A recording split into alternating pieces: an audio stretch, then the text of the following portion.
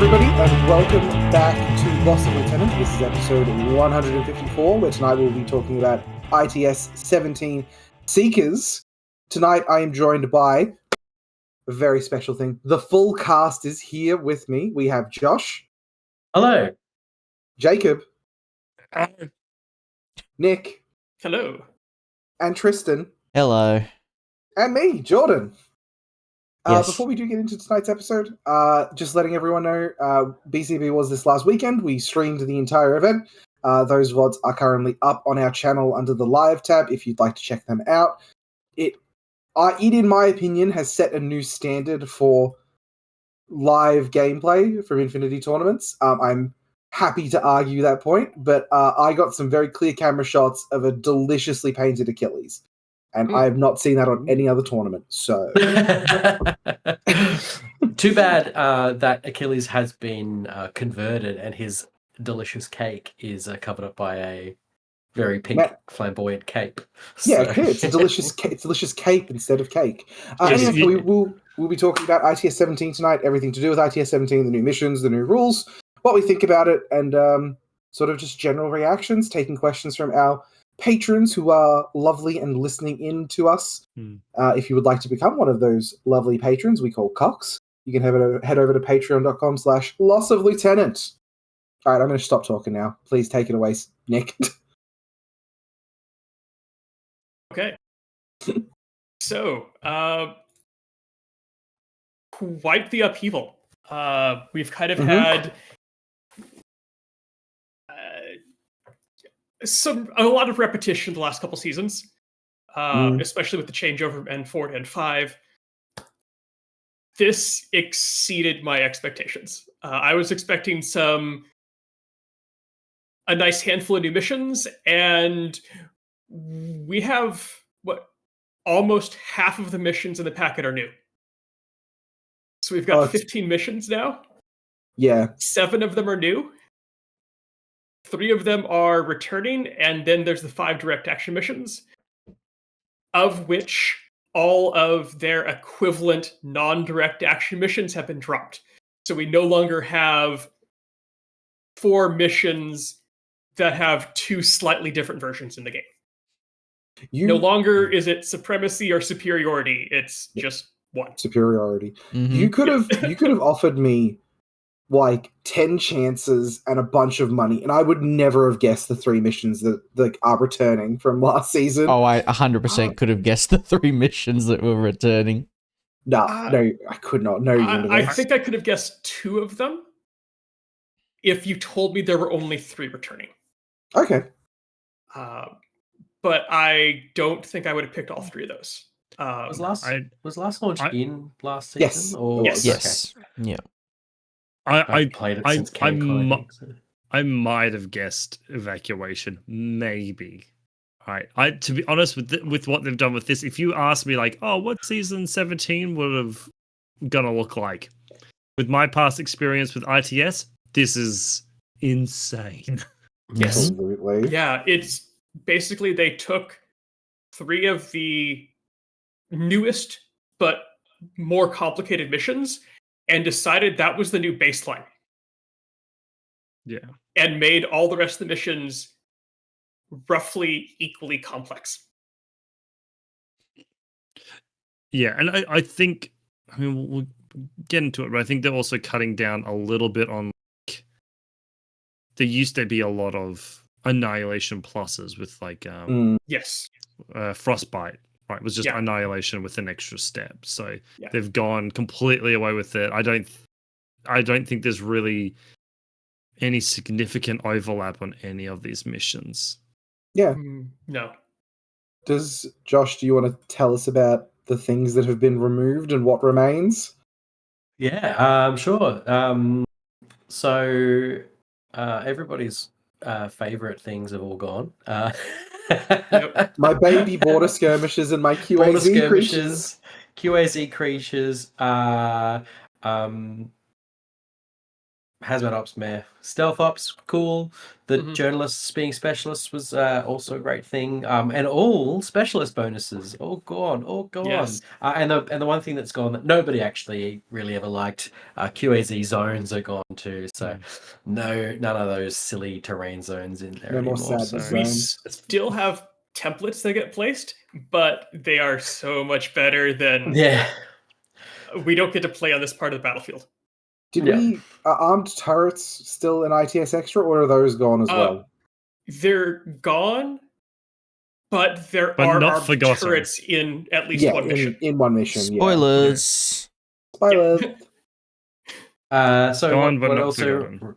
what also remains long service, I think, is which are characters are veterans or elites or whatever. That stays. I think that's certainly been a long-standing rule for as long as I've been playing Infinity. So Oh, you beat me to I it. don't think that's going anywhere. It's in an my IT long it's an service, I'm N3 a character veteran. Only of like N4, but here we go. It's seen four or five of these now. So, and Civivac and Cassavac have remained the same from last season. So the up Civivac and the also not ever used Cassavac. Yes, it exists It does. still, It does. and It might remembered. exist. It might exist. It might actually have much more of a play now that classifieds are going to be much more important. Just remember, everyone, an Icadron can carry an avatar on its back. Yes. No, Wait, no, it can't. It's not strong It has Yes, it can. baggage. Baggage. Oh, it has baggage. Oh, Baggage allows you to. Anything with baggage is infinitely strong for Kazuvac. Yep. So stupid. It's amazing. Puts it in his fucking I just- bag of holding. Well, no, I- the Icadron shoves the avatar into its bag, Into and the then bag. I also just realized that the one thing you could use Cassavac for is grabbing Shazvasti guys and dumping them in zone. You can do that. Absolutely. All right, we have our new little seasonal extra. Yes. Boom. It's the Sacha, the Xenotech Hunter. This is a little 6-point irregular kind of semi-war core replacement kind of guy. Mhm. BS11, Phys 12, Whip 13, 1 wound, Silhouette 2. It's got booty, it's got coming plus, it's got forward deployment plus 4 inches. It is a specialist. For 6 points, you are getting a flash pulse, a +1 burst EM grenade, and a +1 burst stun pistol. If you are lucky enough to be US Ariadne and US Ariadne alone, they get a Disco Bowler variant for 2 extra points. Yeah, that's to say US Ariadne needed more troops, just What as a kick in like the more teeth. profiles, like that's an auto take for US Ariadne. What I like kick in the teeth for the US Ariadne players. It's like, CB, do you still love me? Yeah, here's a disco baller. Oh no, I disagree. I think this is the boot to Onyx. Oh yeah, because they have nothing, right? They have Onyx, no vision controller. Like, you know what? The low tech faction doesn't have disco balls yet. Let's give them disco balls. And Onyx is like, what about us? It's like your Norkius is home, and he's still being punished for what he did at the start of the edition. he is being punished. So this is a special little profile you're going to get to do your new little rule every game, which is going to be treasure hunters. So during any ITS scenario, both players deploy a treasure token following the typical rules for HVTs. So that's going to be more than 4 inches outside of your DZ, and it's going to be on the ground floor. At the end of the game, you can replace a classified with secure treasure, which works exactly the same as secure HVT, except if you do it with your sneaky little Sacha treasure hunter, even if your opponent is securing yours, you still secure theirs no matter what. And if you so decide, the Sacha can open the treasure token with no roll. You get a roll on the panoply table, and it does not destroy the token. This is in spite of secure HVT as well. You can do both. No, you can't. No, it's one or the other. No, you can't. It's Are one you or the other. sure? Yes. Okay, Yeah. that's good. Are you It positive? That's does say good, right 'cause here, a player can only replace one of their classified objectives to secure treasure or secure HVT. There you go. If you could do both, it'd be too good. You wouldn't being able to replace 2 classified cards is kind of insane. Yeah. But giving people more options in terms of completing classifieds is a good thing. Yeah. Thank you, CB. Yeah. I like the little hidden aspect of everyone kind of wants to take a Sacha just so that they get that, like, I can secure the treasure token no matter what. You have get to kill the, the Sacha. They get the old the firefight panoply rule as well. If they have if they roll a piece of equipment they already have, they can repeat the roll of the treasure shard, which is not in Booty unless they've changed Booty in 5th edition. But it was on the firefight panoplies and maybe in the new panoplies going for new panoplies in whatever mission has panoplies. I haven't checked. I think there's like 1 or 2 missions that have panoplies. We'll find There out. is. Oh boy. Oh well, I miss. Well- I miss being able to pull out that second HMG. Uh-huh. So, okay. yeah. Tristan, you talk about taxi because it's your favorite mechanic. I'll give you 10 seconds. It's exactly the same. It hasn't changed. The only thing that's changed is that the table's on 1 page now. So people don't get confused when they see half of them and go, oh, I guess my symbol doesn't exist. And they don't scroll down and see the other half. Oh my god. This is it's such a good season. This is still such a swing and a miss of a mechanic, but I think I don't feel like getting firebombed again. So Nick has stories, but I will give the redeeming factor that it is in more missions now. okay. I think we're going to finally have a chance to actually see how impactful these particular things can be, because I have hardly ever touched this mechanic, even if I have played missions that had it. Didn't it almost win you a game at BCB? I mean, I could roll a dice now and see if I would have got a 13, but yeah, I did use it. Yeah. So one of the games that that I commentated at BCB used the technical support, and it actually had effects on game. It changed slightly how the players played, changed how their game plan went based on what they drew the cards.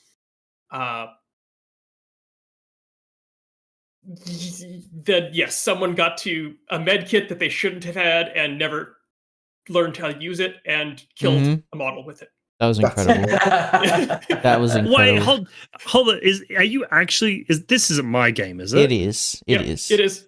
Oh, that's what he killed. That's how he killed the Ivory's Dockerby? The Dalfay. Yeah, killed the Dalfay. Yeah.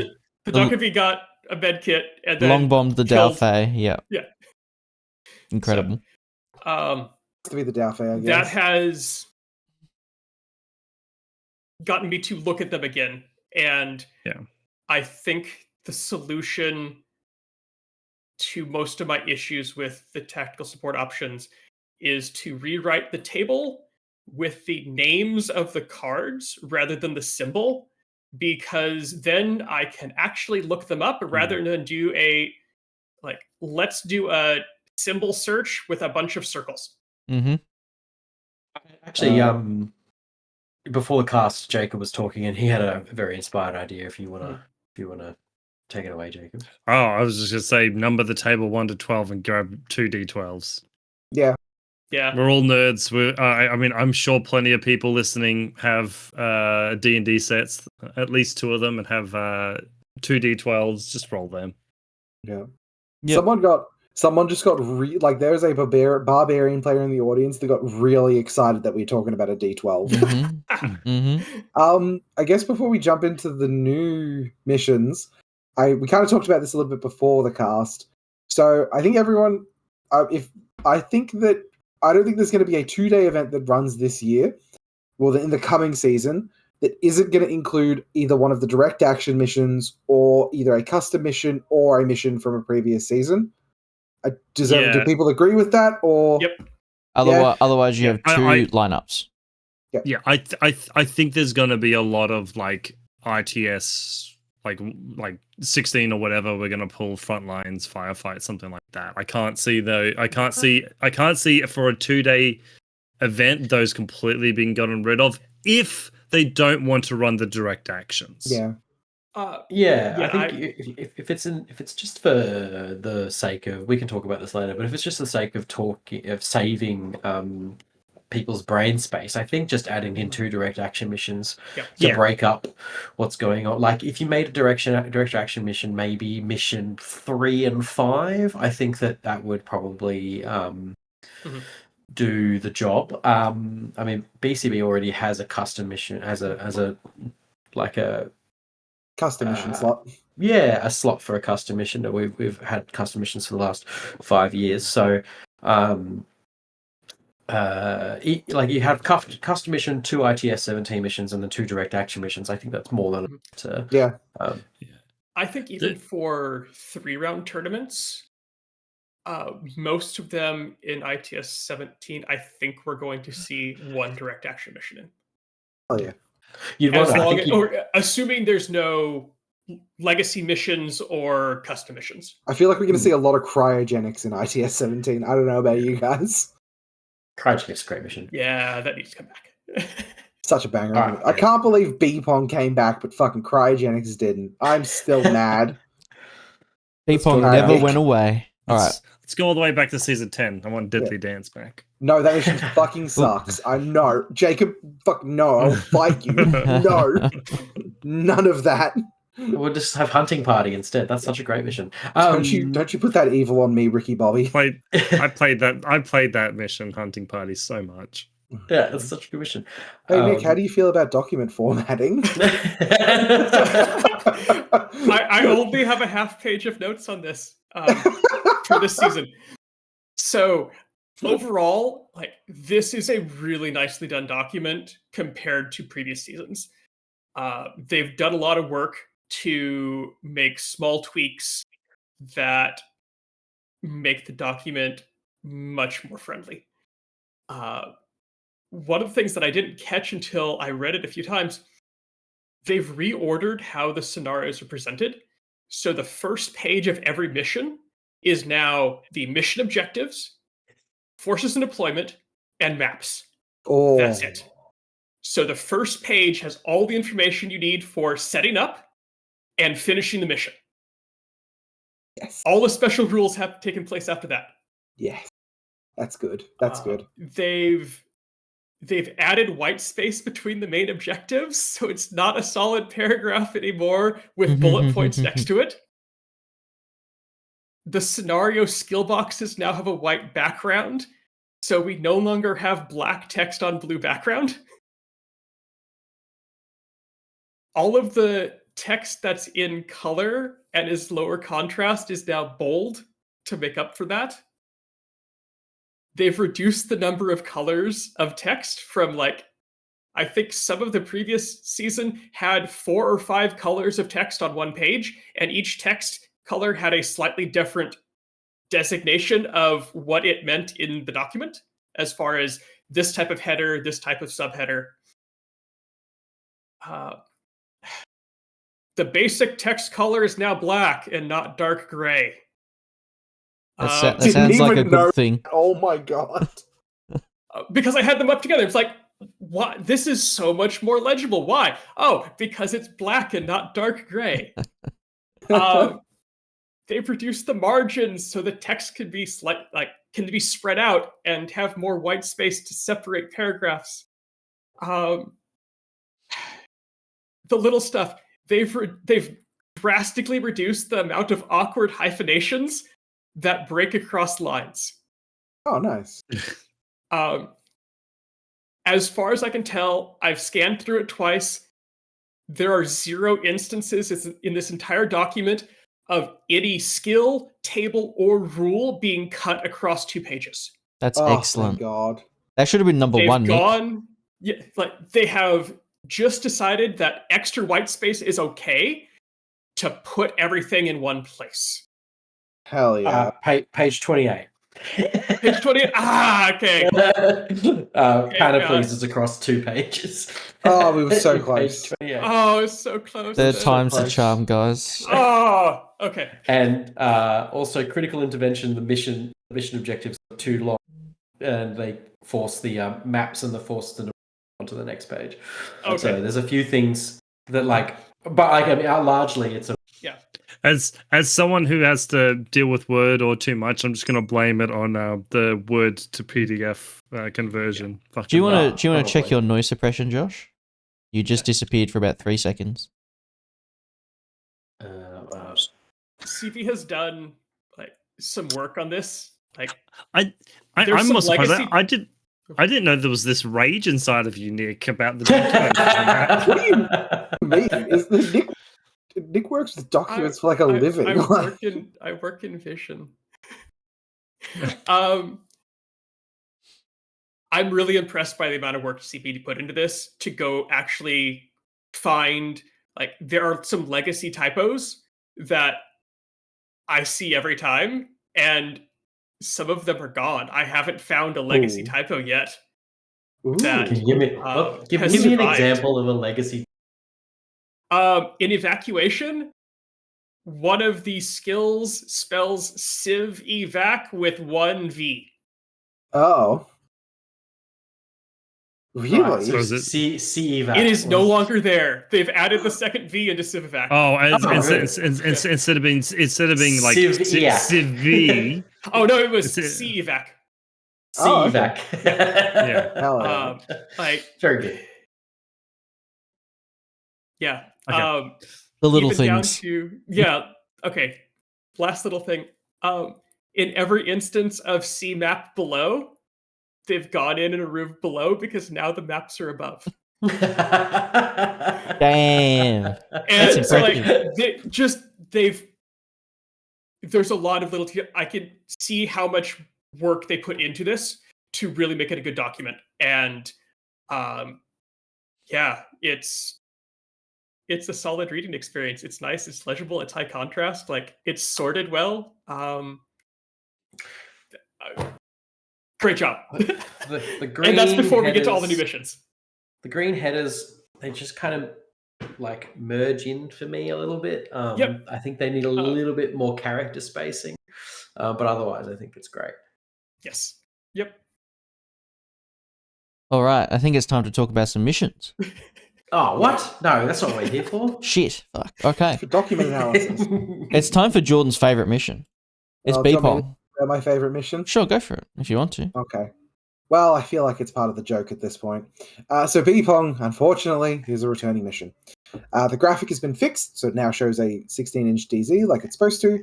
The relocate tracking beacon and activate console now measure the movement from the beacon's last position, so you can no longer do stuff like move a robot past it, get 8 inches, and then move the beacon an additional 4 inches past that, right? Is how Correct. that was technically worded in the previous document. I use that to great advantage in my game. Well, also, you're a I didn't even know psychopath, B-Pong was a Josh. 16-inch. That sucks so bad. Yeah. I will be honest. I did not know it was a 16-inch deployment zone until I read the notes for today's show. Yep. That says a I lot played it. about- I that played says it a lot again about us as people. too. Well, it tells you Alright. that how important the maps are because no one reads the deployment zone size. No, Chart. they don't. No, they do not. Okay, so activating consoles is no longer declare once and is now successfully activate once. So you no longer lock yourself out of being able to push the button because you have Pano Whip. Yep. Good job. And it can be activated multiple times a turn by the same player, whereas it used to require the opponent to flip it before you could press it again, which is cool. So you can Like- chain specialists and nudge it 2 inches each time. Yep. Well, My you no double longer- sticks are very happy with this change. You no longer have to budget when you push the button. Yeah.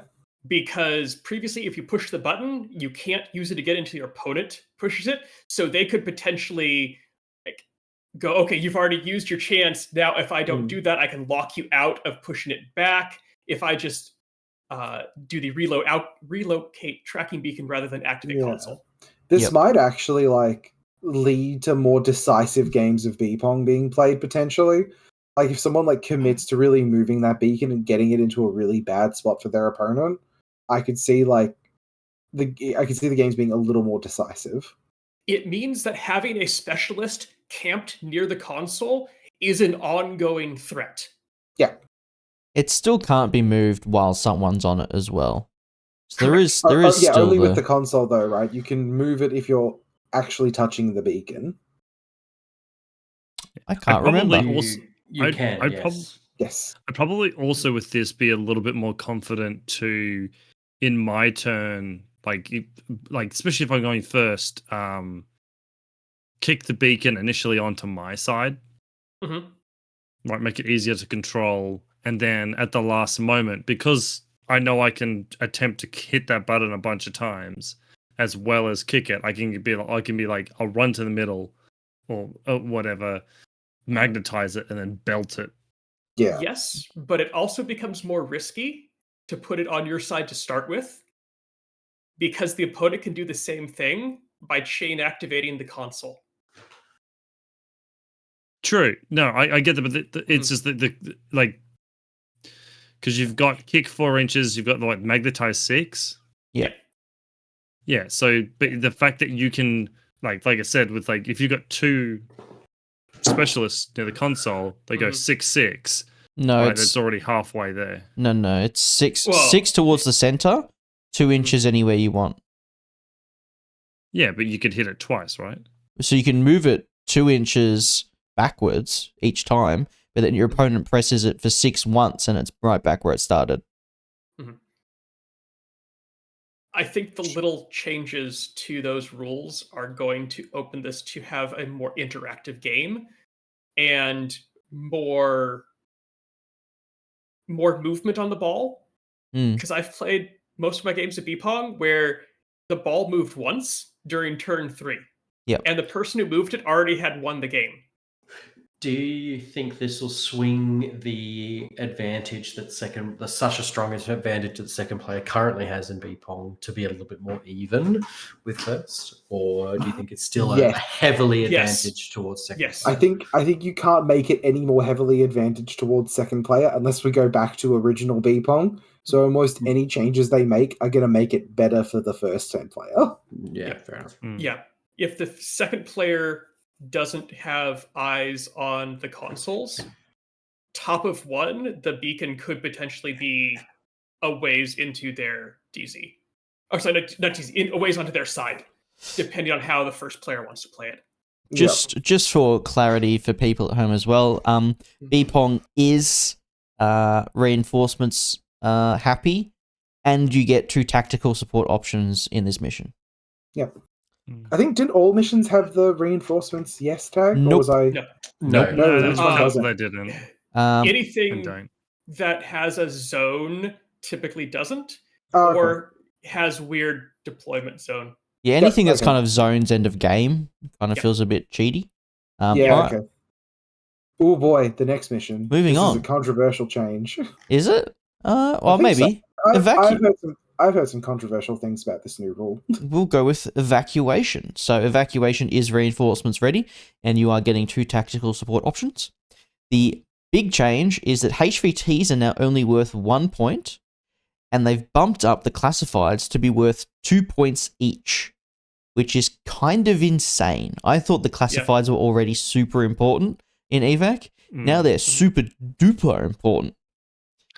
You to get an offensive bonus in evac now. We're going to talk about this, but sorry, you go, Jacob.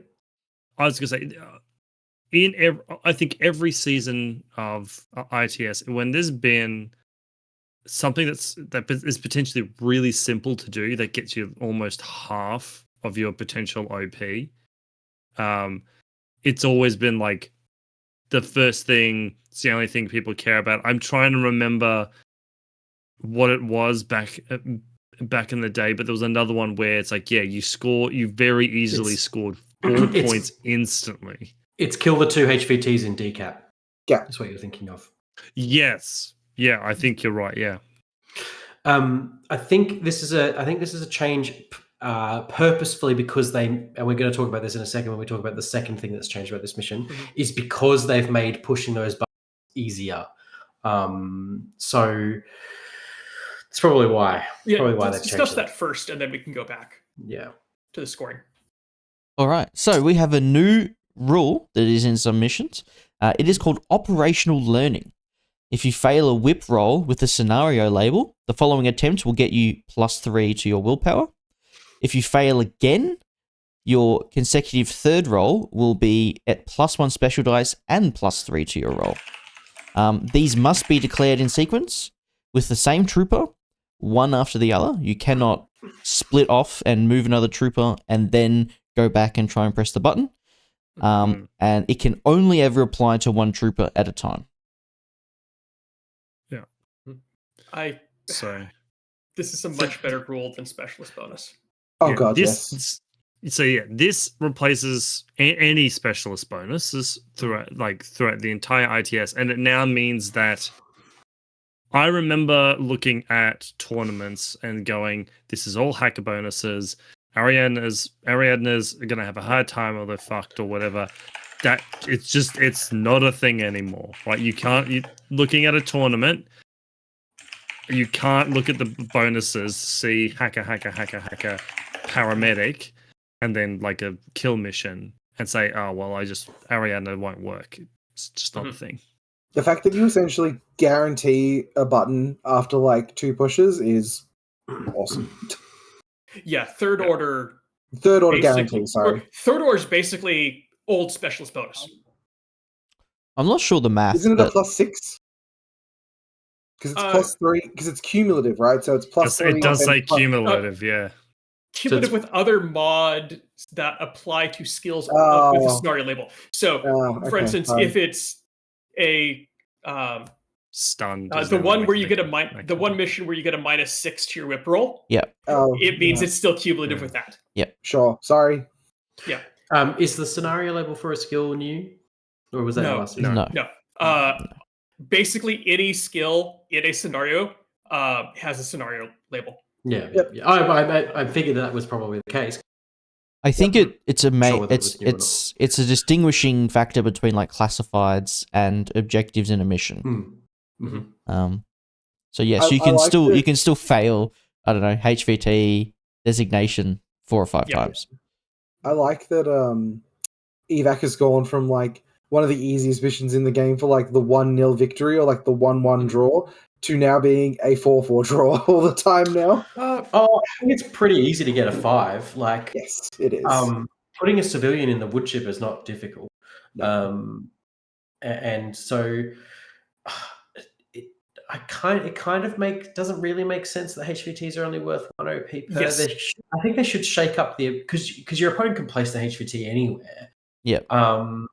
So it makes more sense that you I think they should probably do like not 1 point per civilian, like 1 point if you have extracted a civilian, 2 points if you have more than your opponent, or something like that.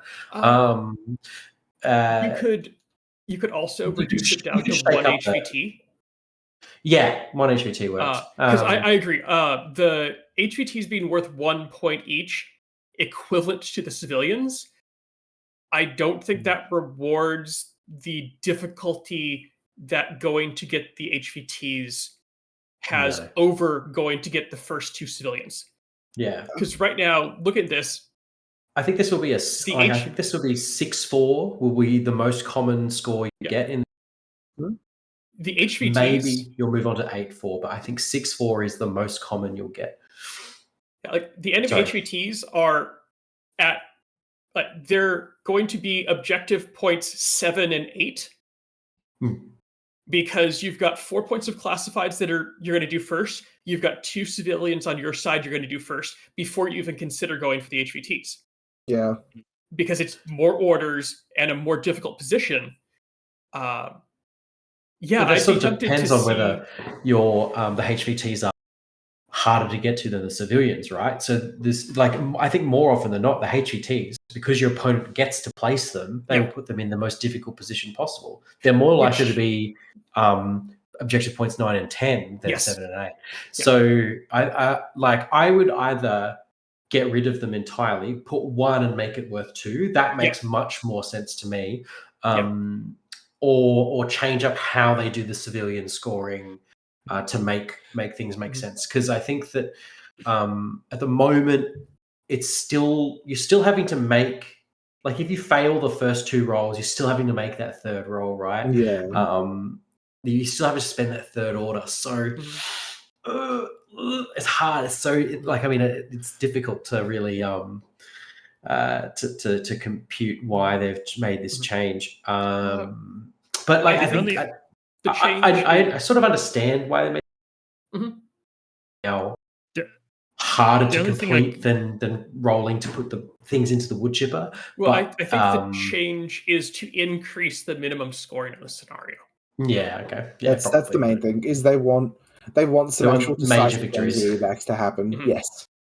Yeah, they want major victories to be viable, whereas with the previous evac, we saw a lot of games at BCB that did not have major victories. Actually, Ed raises a good point in the chat, and I think he's right. The Whip 12 matters more now. I think Jordan, for example, was running the Banshee when we played it, Mind Wipe. He was running the Banshee Killer Hackers.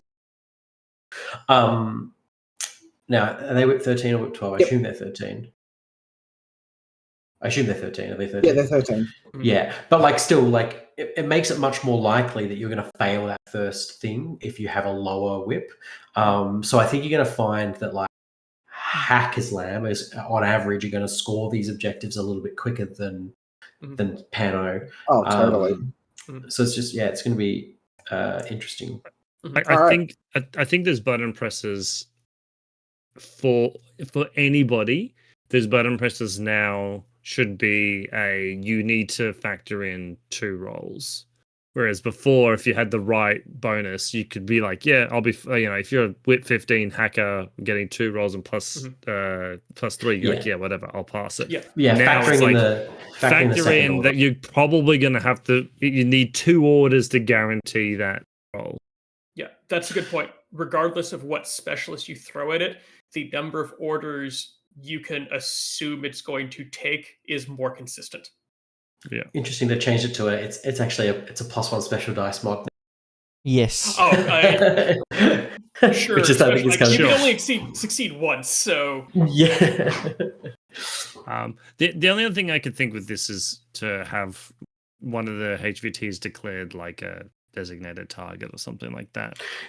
Yeah, could do that as well. I'm not sure how this is actually going to pan out with 4 points into classifieds. I feel like you are going to get more games where the feels bad when you draw those bad classifieds is really going to express itself a lot more. Just draw good classifieds. But the problem there is it's really, really hard to come back from that if you get 2 kind of crap classifieds. Good.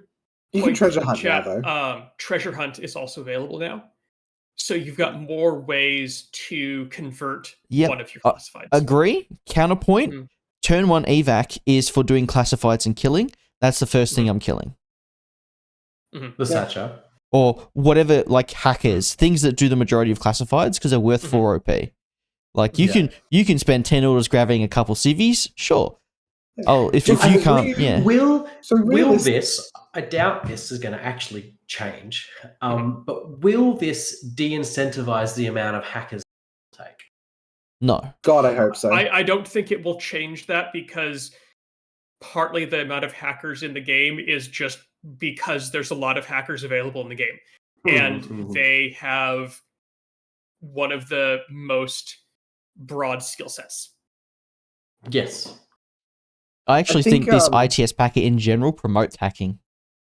I think with the classified deck in general, right, especially with missions with 2 classifieds, I don't generally see 4 unplayable classifieds in a row when I look at those. So, like, I think if you get 1 unplayable classified, 1 decent one, you're in a pretty good spot still because you can just treasure hunt. Yes, I agree. But the difference between 1 and 2 classifieds is 2 sieves. Yeah, totally. Which is like minimum 8 orders, I'm going to say. Yep, and you know what? It means that there are going to be decisive games of this fucking scenario played, and I'm not going to complain about that. That's very true. There are decisive games of this scenario, and they very much. We didn't get half of that, Josh. We missed all of that, Josh. Ah, sad. There are decisive games this played, and they are 2-1 victories. Exactly. Yes. So, you know what? Totally. 3-2 at BCB. Hell, I think I found the argument for why it's a special die and not +1 die.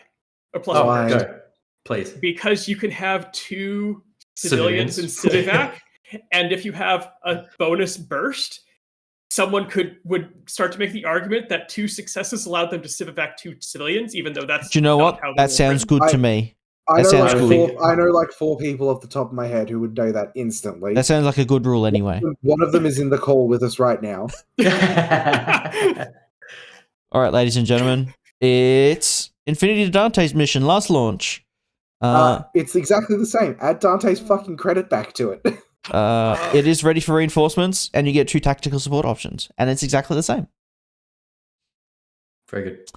Cool. All right, let's move Still on. missing Dante's fucking credit. Give it back Now- to CV. Oh, Nick, you want to say something about this I was saying, completely similar there's mission? also all mission credits have been removed, Yes. Yeah. but I think it's the last one that would have one. So I'm not sure if that's That might be a part how of it. how Who that knows? falls. All right, now we're coming on to the new missions. First up, we have Countermeasure Romax. the How cool does updated people reskin of countermeasures. How does everyone pronounce this mission? Akial? I'm waiting to hear other people. Nicky bastard. Akial interface? Interface? I Akial? don't know. Akial? Yeah, I don't know. No idea. Akial. Kyle. No, you rage beta. Akial sounds right. To me. Akial interface. This is ready for Akial reinforcements, and you get 0 tactical support options. So let's go through it. Think of it as a cool reskin of countermeasures with a little bit of spice thrown in. So, Jacob, you interrupting me. Say, It's all right. Keep going. Go on. Now finish your thought. all I was gonna say is this is very like getting even more closely similar to the current sort of way 40k is played. Okay. Okay. With the Okay. Sorry, Jacob, but come on. All right. At the start of the first round, both players draw 2 classifieds. They pick 1 to be in the common pool and 1 to be their private classified, which is super weird. I know Jordan loves player agency and classifieds. At the beginning of the rounds 2 and 3, any common classifieds that haven't been completed are discarded, or if they have been completed, either you or your opponent, if you've both done it, put down a little token on that classified and it's considered done by those players. Each player then draws 2 cards and picks 1 for the common pool. So the common pool is only going to be 2 cards max. Mm-hmm. If the same card is picked, the player with first turn must draw another and use it as a common pick. It is not draw 2, pick 1. It is draw 1 off the top and that's it. Yep. A common and private classified with the same name, it can be done, so long as it's different targets or done by different troopers. Both Yeah, players Still has multiple HPTs, right? both 4. players There's deploy 4. 4 HVTs each, and they are removed Jesus. once they have been used to complete a classified. There Yeah, is buddies. no secure HVT in this mission. There is 1 Akial antenna in the center of the table. A specialist can declare emit interference if it's in base contact, and it has completed one of the 4 classified symbols, which is the Doctor, Engineer, Board Observe. You'll see in the document there's 4 symbols. I can't really describe them because I don't have names, but there are 4 symbols. well, They Well, it's classify- across. it- It's it- across it's a a cog, co- a like a net, a like a world, grid. yeah, net symbol, and a crosshair. So Okay, so it's like paramedic, engineer, Hacker, hacking, forward forward observer. Yeah. Pretty much. So if you're in contact with the center antenna and you declare this, after you've completed a classified with one of those symbols, you make a whip check. If successful, you can nullify an opponent's common card with the same symbol of the classified you declared. This does not cancel your card, it only cancels your opponent's card. Also, when in contact with a specialist, the antenna can declare filter the signal. This replaces one of the common cards. Either discard it if no one's done it, or move it to the finished pile if one player has done it. Then a replacement is drawn. And that's basically the mission. I actually thought of did- something about evacuation now that I want to say it. Okay. It makes it makes HVT assassination not. Yeah, That HVT is, assassination is really bad. Well, it isn't now. HVT Well, it's worth- assassination It's is worth. It is They're worth worth more. more dead than alive. They are worth Yeah. more dead than alive. That's true. That's really funny. Did you mention, Tristan, how you get the private classified? Yep. Yep. So at the start of the game, you draw 2, pick your private one, and the other one goes into the common pile for the first turn. So the objectives are up to 6 objective points for common classifieds. More classifieds is 1 objective point, and that's classifieds in general, as that reads to me. At the end of the game, have accomplished at least 1 classified in each game round, even if that classified gets cancelled by the other player. That's And then your private classified is worth 2 objective points. Standard 12-inch deployment, and just that one center button in the thing. So just a kind of sneaky, mind gamesy countermeasures update. It's like countermeasures and highly classified, but it's encouraging you to interact with your opponent. Where like previously in those missions, you could very much be 2 ships passing in the fucking night, just doing cards. Yes. Yeah. I like filter the signal. That's a cool rule. Yeah. Means that if you've got a common classified that you can complete easily, and you know your opponent can complete easily, read telemetry, you can just complete it, walk up, steal it away, and then make them replace it with something else. Yeah. Or replace it with something else. Which is good. One problem I could see with filter the signal is it's really only usable by the first player. Yes. Because at the end of the second player's turn, the cards are replaced. Whether they've been done or not, it's wiped and locked. So the filter the signal it can only be aggressively used by the second player if it's an objective card that the first player could complete during the second player's turn and didn't do during their own turn. But read telemetry. It does allow the second player to like throw away cards and get new cards that they might be able to complete that the first player will never have access to. I don't know how those balance yet. Can someone check for me if the classifieds at the end of game are they end of turn or are they end of round? Says turn. Okay. So they're still the same as they were. I thought if it was end of round, there might be an argument to like the second player shoots off a card that might be like capture a HVT with a veteran or something like that. Can be accomplished at the end of any player's turn. Yeah. Any player turn, yeah.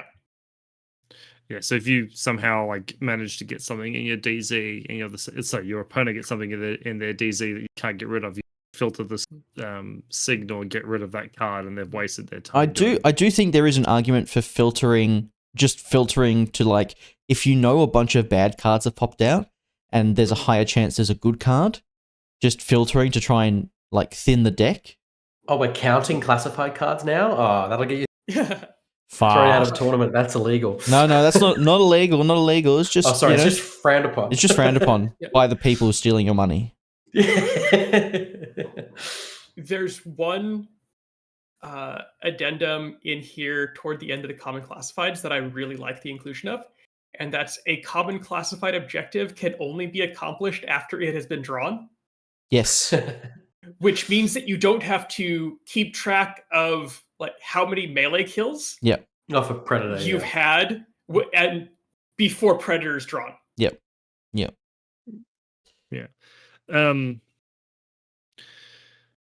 With filter the signal, am I reading it right that you can essentially just keep spending orders to filter cards?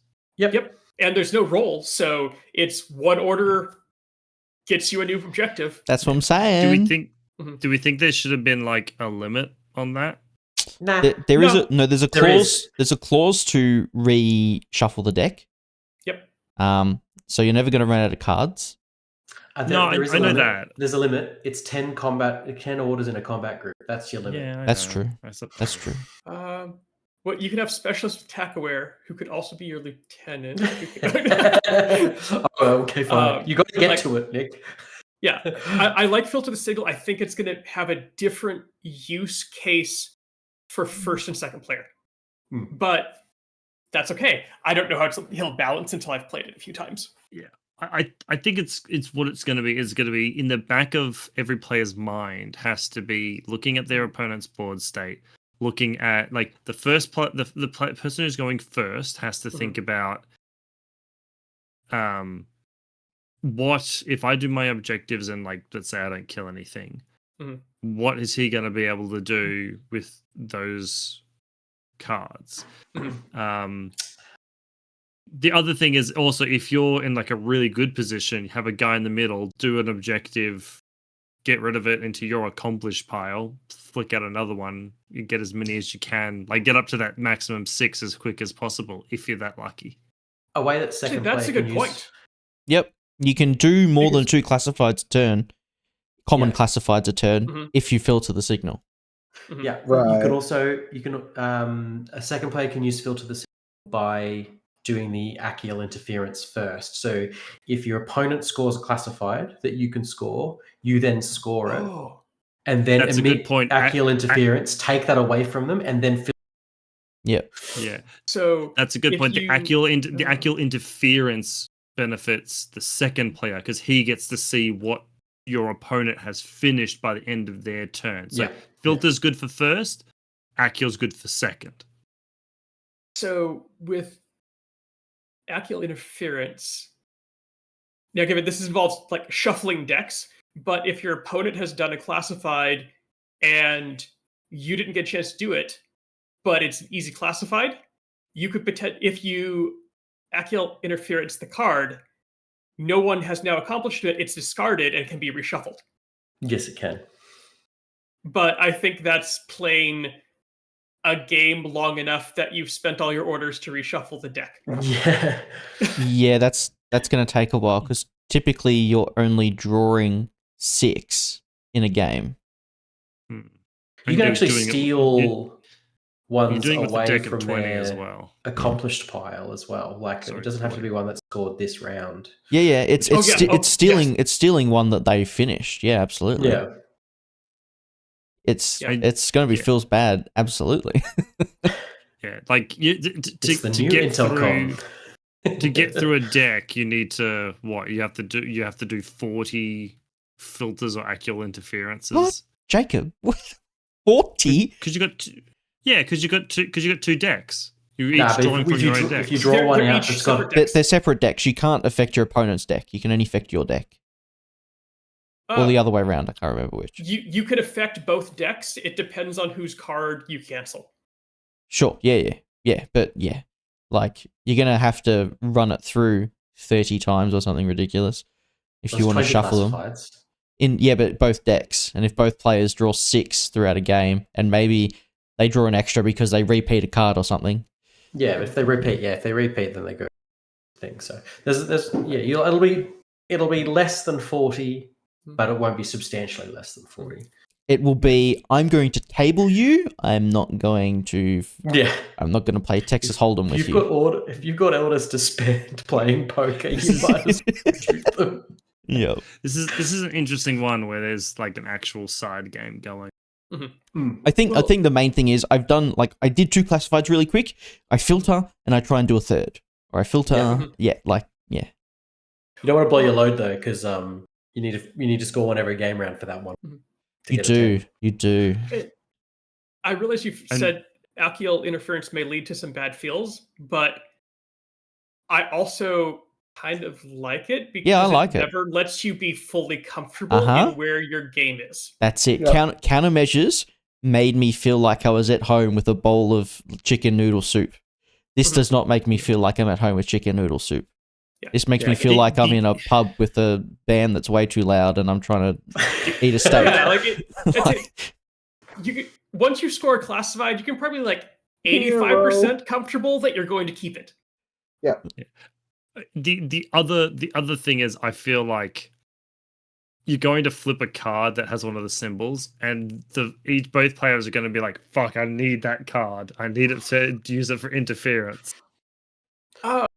So you mentioned about what specialists will see without the specialist bonuses.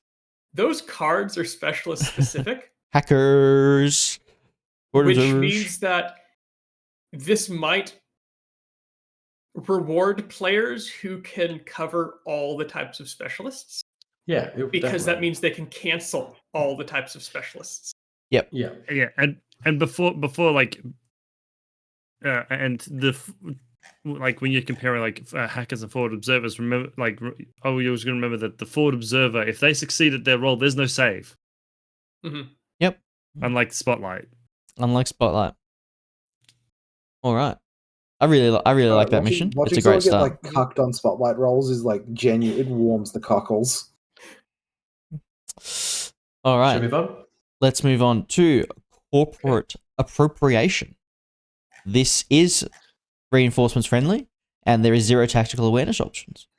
So we have a 4-inch exclusion zone, which you'll find is the norm in this ITS packet. So good. There is 3 classifieds, and there is a 12. Boo. 8-inch exclusion zones all the fucking way, baby. 3 classifieds. This is 12-inch DZ, and there are 2 prototypes, one for each player, placed in the center DZ line right at the edge. Before deployment, the player going second decides which prototype belongs to which player. It is represented by a 40mm S3 objective. It has 6 armor and BTS, 3 structure, gizmo kits on a 9, and it has the auto defense system, which is an auto 8 in close combat. Prototypes can only be destroyed in close combat with anti-material weapons or placing decharges. Prototypes cannot be attacked in the first turn. You can pick up prototypes with no roll. While you do so, you can only declare move as the first short skill and only be a model. They do not block line of fire. You always have to be in contact with them. Controlling a prototype means carrying it while not being null or contact with an enemy trooper. There are 2 panoplies in the middle, 12 inches from the left and the right. They're panoplies. They work as typical panoplies. You can pull decharges from them specifically, or you can roll. You get points for capturing the enemy prototype in your DZ. You get points for destroying your prototype, and you get points for opening panoplies and doing your 3 classifieds. So you're incentivized to blow up your own prototype on turn 2, basically. Yes. You could. That might be in your opponent's DZ. Yeah. Yeah, that's the weird thing is second player has to decide whether they want to make capturing yours easier and destroying yours easier, or want to protect theirs more. You could only pick up the enemy prototype. Okay. You cannot pick up your own prototype. There you go. Just for... you can't run it backwards. You could only stop them from carrying it any farther away. Yeah, just for clarification, so I can only declare move as my first short skill.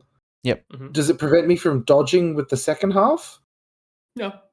Okay, cool. So you can't. So if you are like a jumpy, dodgy boy, you can technically still get pretty consistent. You can declare whole order super jump and move 12 or whatever.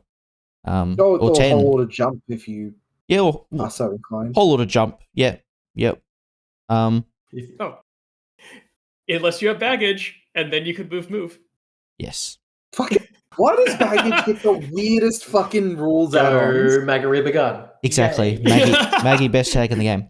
Just for clarification for people listening, It's 2 points to capture the enemy prototype. It's an extra point if it's in your DZ. It's an extra point if yours is not captured and has not been destroyed. It's 3 points if you destroy your own prototype. It's 1 point for panoplies and 3 points for classifieds. So it's basically looting and sabotaging and capture and protect. Just Yes. Yes, Yeah, they just exactly. smushed them Yeah. together. So It's I a- did read the panoplies are the same. You as the ICS season rule one. So if you've got the equipment that you roll, you can repeat the panoply Or roll, you can which just is get cool. decharges. Or you can just get decharges. Yes. Just to double check, I- does it still work the same as with looting and sabotaging, where place deployable Yes. gets around the ADS, so you It can does, just which blow is a it up? silly change. Yeah. So because it specifically calls out you can damage them by placing decharges. Yep. That's so dumb. Yeah. I don't like that. I wish that Because was it says a CC attack. Any CC attack type and place deployable is not a CC attack. that is depressing. I really like that the panoply is on the DZ line. Yes. I think this is one of the missions that we will finally see people pulling decharges out of panoplies. Because it is in a convenient enough spot that you can pull them out on the way, rather than like you no longer have to go out of your way to get decharges out of panoplies and come back to the objective. It's right there between you and the objective. So a bit like evac, right? Your first turn is going to be a like tightrope you walk of basically, how many classifieds can I do, and how hard can I kick my opponent in the throat? Not quite, because No? you can pick up the prototype on turn 1, I believe. You can pick it up, you just You can't just destroy can't. it. True. Destroy it. You can't destroy it. So potentially your turn 1 could be I run up there and just leg it with your prototype as far away as possible. Yeah, like if you have like a good duo, you send you send it forward, one element grabs the prototype, and then you basically spend 2 orders separating them. So one heads off to your opponent's DZ, other heads back to your DZ with the prototype, and you go cause mayhem in their DZ. Yeah, I mean, with only a 4-inch exclusion zone, there are plenty of like infiltrators that can, with one move, touch it, grab it. Next move, they're out of the exclusion zone, taking the enemy's prototype back towards your DZ. Just to check, is there a restriction on what can pick up the prototype? No. Didn't think No. so. Cool. It's not Allied Trooper. Yeah, for people thinking, we play a lot of Mega Turret, which is S7. It's only S3. It's not a big boy. Okay. And there's no restriction on picking it up. Double checking as well. There's no roll for it. It's just like capture and protect. There is no roll for it. You just pick it It's up. the capture and protect, basically. Alright, sweet. Yeah, That's it's the beacon. okay. I've wrapped my head around this. Wow, you digging a fucking prototype out of a DZ is going to be a miserable experience. So, does this favor first person or first player? Yes. So I kind of want to say, Don't without see why having it played wouldn't. it, that it favors first player because they just with get to the set exception up the a little second bit better. player picks which objective or which prototype is theirs. Yeah. So that allows you them can to castle. Well, it allows the second player to give the first player the prototype that they can see the best. Yeah. Okay. Yeah. But disco So balls you- exist. I want to err on the side of first player is probably good for this mission. I think first player has advantage in this. Yeah, it does. Because you just walk up with a mine layer and just drop a bunch of mines and then The fuck off only with thing your I can thing. see is if you've got a table where one side sort of has like the clear view and like the first person has to come around a bunch of corners. Mhm. But I think this is one of the missions that if you put it in a tournament, Mhm. it's one of those ones that if you're like me and sometimes sort of make a list for a particular mission, this is one of the ones you got to sort of build around, because you're probably going to want something to drop to the DZ if everything goes wrong. You're going to probably want some sort of fast infiltrator, and you're going to want a decent amount of ARO presence, whereas you may not want like at least the drop troop in other missions. This is a mission that I look at and go, I wanted infiltrating mine layer. Yeah. That's Maybe. usually I want an infiltrating Bandito. specialist. Yeah. But this is Yeah. an infiltrating mind layer. You mind layer the other objective, and then you just grab it and book it. Oh yeah. There is. Hollow Yeah. Men are gonna be terrifying on this one. They're No, just gonna because smoke jump. exists. No, they're just gonna jump and grab the thing and disappear. It's just gonna be a castle of Hollow Men with Mate. your thing. Yeah, read like Shikami, Garuda, like I was about there to are say, so like you can Yeah, just name a this- billion things at this point. This looks interesting. does. You need I to think the plan to common deal with a theme you will pitcher. find is I don't know how these are going to play out. Yeah. Like they are complicated enough, but they don't look overwhelming. I don't think we can quite say that it's first or second turn favored Okay. quite as it is, because the point, like how I think it plays out is realistically, I think a player's only getting one prototype in their first turn. Realistically, I think. In which case, if you take yours, your opponent takes theirs. And if you take your opponent's, You can't pick You up your own. can't pick up your own prototype. You can only pick up the Ah. enemy prototype. well, there you go. I guess Yeah, I think it's first You turn just- favorite. potentially. Which is where I think, first turn, you try to mind layer your prototype and you grab theirs and book it. Well, you And just- also it also says you can only pick up an unaccompanied. So I don't know if accompanied has a. Oh, meaning if someone they're not else is touching already it. holding it, but then that's taken care of by the line above, where you can take it from an enemy, allied trooper. Also, probably Yeah. means you can't pick it up if they're touching it, right? I don't Yeah, think you can't snatch it off a enemy trooper. Enemy trooper can't pick it up. Yeah, no, I you mean, can't you can't pick pick it it up. Yeah. Yeah, that's And not unaccompanied isn't a defined term. right. That's probably what I might want to try and, because if it works like capture and protect, you can't pick it up if someone's just in contact. If an enemy troop is in contact with it. Oh, I see what you're saying. I would Right, like to right. find out. I would like to find out. It What, wouldn't matter too much as well, because there is an exclusion zone as well. So Yes. your opponent the first player can chuck something on it, but I was just thinking for like something dumb, like for instance, if you decide to take like, I don't know, the Crux Knight forward deployment, if he like dodges into contact with the beacon. Like, I think what's happened here is like, because this is a mash of weapons, a mash of missions, they've got controlling enemy prototype. I think anything that mentions like capturing it, accompanying it, or whatever, it counts as just controlled. No. Say, well, it'll have to be a case of there's some forward to come on. Well, I think as it's currently written, it doesn't matter if the opponent's touching it. But I think Jordan makes a good point in that the mission on which this is inheriting rules had that, and is it an oversight or Yeah, and that unaccompanied wording is confusing as well. Yeah. There's some ambiguity there, which I would like to be cleared up, but that's just sort of nitpicking. The unaccompanied word appears in other things where you have a token, Yeah, which basically means no one's holding the token, but that's usually then accompanied by be in silhouette contact with an allied trooper who's already holding it. yeah. So Yeah, should we bounce to the next one? Yeah, it's How are we feeling? all right, ladies and gentlemen. Next up, we have critical intervention. You'll This is a notice swing to the fences of a mission. you'll I'm a big notice we've fan. gone from 2 pictures to about 6. This is reinforcements ready, yeah. and you get 1 tactical support option. So, the cool thing about this mission is there's different objectives for attackers, first players, and defenders, which are the second players. It is an objective room mission. It does have a 4-inch exclusion zone exclusively for the attacker. There is 1 classified objective.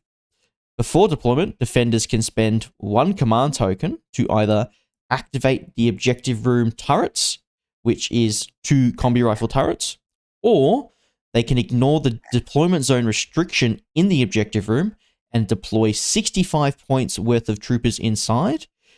This also bypasses any special skills required to deploy in the center of the table, like infiltration. So you can throw drone in the center of the table if you'd like to. I was actually wondering, what is probably the best 65? Like, is it It's just like a couple of this for seems really Ghazi. good for like Morats. For Ghazi, 100%. Oh yeah, for Ghazi. Yeah, Done. for Ghazi. And then something to For break what? stealth. You could do what I did once. okay. You put chimeras and just have them standing in the door doing cartwheels. Three chimera. Fuck off. To stop people from getting in, they just have the pupniks and the doorways. Three chimera Alright. is actually disgusting. Okay. Sorry to distract you, Tristan. No, Please that's continue. all right. So this command token usage doesn't count towards your use of speedball or docking orders or suppressive. Yep. So you can spend three command tokens at the start of the game if you're the second player, if you'd like to. Sograt Lieutenant Yay. Feast. Sograt Lieutenant +1 command token feasting. Yeah, those points, those 2 points may be worth it. Gulam lieutenants are coming back. Or maybe In the center of the ejective room, you have an inhibitor antenna. No, sorry, that's a different thing. On the defender's side of the ejective room, on the left, there is the left corner of the ejective room on the defender's side. There is one It's inhibitor on the outside wall. On the outside wall, yep. There is an inhibitor antenna. Pressing this, you can either unlock the data console, which is in the center of the objective room, or you can deactivate the turrets if your opponent activated the turrets in the room. You can activate or deactivate the turrets. Yeah, you can activate the turrets as well. Sure. Yeah. In the center of the ejector room, there is a data pack. If you haven't unlocked the data console, it is a whip -6 roll, and you need a specialist to open it. If you have unlocked it, that removes the -6. There is an Intelcom card to put extra points in the objective room with your classified objective at the end of the game. In general, for the points, attackers want to unlock the console, grab it. They want the model that grabbed it to live, and they want to dominate the room. The defender wants to prevent all the buttons being pressed. They want to kill the data trooper if the data trooper exists and pulls it out, and they want to dominate the room. Both players get points for army points killed. Attackers get 1 point for 75 points killed, and defenders get 2 objective points for 150 points killed. There is no variance in that. That is a hard set rule, and both players have 1 classified each. I'll just reiterate. this is sick. It's a cool mission. This is the best mission in the fucking pack. Like, this is so cool. This is so fucking cool. It's an attacker-defender mission that I feel comfortable having in a tournament. Yep, 100%. I was kind of worried looking through the main objectives to start with, because it seems on first pass that a lot of these are zero-sum games, but a lot of them are zero-sum, but they're sequestered. So unlock the data console is 1 point for attacker or defender, but it doesn't affect any other objective points. Dominating the server room, again, it's one player or the other, but it doesn't affect the others. And even for the sequence of extracting the data, if the attacker successfully extracts the data, the defender has lost a 3 objective point, but if they kill the trooper with the data, they get 2 back. Yeah. So Well, their objective has changed, and their cap has gone down a little bit for OP, but they're still in the game. I would almost look at this as like the attacker is almost like everything that he does to gain points is taking points away from the second player. So the second player starts off on 10, kind of 8 technically. And then every single thing you do brings them down, brings you up. Not quite, because the killing points. No, the classified objective is independent, and really the dominate server room is like who still controls the board at the end of the game. So that's 6 points for the defender, or 4 points for the attacker. They've done something really clever here, and they've recognized that they're giving the defender more objective points for killing and dominating the server room, because obviously they're going to lose initiative to prevent things from unlocking the data console and stuff like that. So even if the attacking goes really, really well, there's always a path out for the defender to kill the trooper that picks it up, and then it's on the attacker to try and actually like prevent the defender from killing too much stuff, or prevent the defender from having the last say in the objective room. It also means that like the defender's got more opportunity to kill to dominate the zone. So it's harder for the defender to dominate the zone because they're the second player, because they're not going to have the initiative of putting stuff in. So that's why it's worth more. But also you need to kill more things as the defender because you're actively going for those like 3 points to dominate the zone, and so it's going to be like harder you're going to be killing more things anyway. So yeah, no, it's really really interesting. Yeah. I like that once a trooper picks up the data packet, that trooper is now a 2 objective point packet for the defender. Yep. Because the data packet cannot be exchanged, and as soon as the trooper is dead, the data packet's gone. Yep. So you have to be considerate of what model picks it up, because if you have like a line trooper specialist pick it up and go away, that's a really easy 2 victory points or 2 OP for your opponent to grab. I just need to check this for my own sort of understanding of the mission. So your opponent can extract the data pack without unlocking the console. Correct. And that costs you 3 OP, but if you kill their guy, you get that 3 OP back basically, because you've got 2, and then if they don't unlock it, that's 3. Okay, so unlocking the data console is independent of everything else. Yes. So that's 1 OP. It goes to one player or the other, but it doesn't impact the rest of the OP scoring. Yep. If from the defender standpoint, if you prevent them from extracting, it's worth 3 points. If they do extract it, your goal now changes to killing the trooper that extracted it, and it's only worth 2 points. Yeah, and that guy can that guy go into a marker state? I don't know if we said that. I don't. Let me check. I really fucking hope it can't go into a marker state. No, not as a marker. Oh, thank God. Woo. Yeah. No, this is one mission where there's a lot of like infinity missions where you can make. I mean, you'd still do that if you had to, but you got to be, as the attacker, really careful with the like. If you're really going for the big win, you got to be really careful of like, if I'm going to try and extract this. If I'm going to try and extract this thing and keep that dude alive, it has to be one of my really good tough dudes or whatever, and I have to be confident that I can grab it and get him at the very least to a safe spot, if not your deployments. It is a wide gate, which means that tags can grab it. Yeah. Well, if they're specialists, the stick can grab it. Yeah. I think actually, so this mission reads really intricate on paper. I think it'll end up playing out where the attacker holds off picking up the thing until the 3rd turn and just just punches you in the face. And the defender doesn't really have anything to do except kill you and do a classified. So I think it's going to be punchy. It's going to be a very interesting list building thing. Yes, because you're like, the 65 points in the middle is... That's actually the question I want to ask. Defending, but like also, or attacking, but also like, do I just skew the list towards attacking and then put spend the command token to put my attacky things into the room? Is like it's an interesting list building exercise. It's definitely going to promote those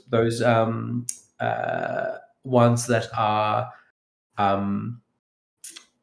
those lists that are kind of like lots of troopers being able to perform things. Like think new Kestrel, like current like Kestrel, or maybe new Oban, where you've got lots of little pieces that can all act independently of each other, and not like the big combined army things. Though, interestingly, you can just shove a bunch of Icadrons and Ardrons here and have full repeater coverage inside the Yeah. So I'm inside the curious. deployment zone. Like, I assume the answer is pretty obvious for everyone.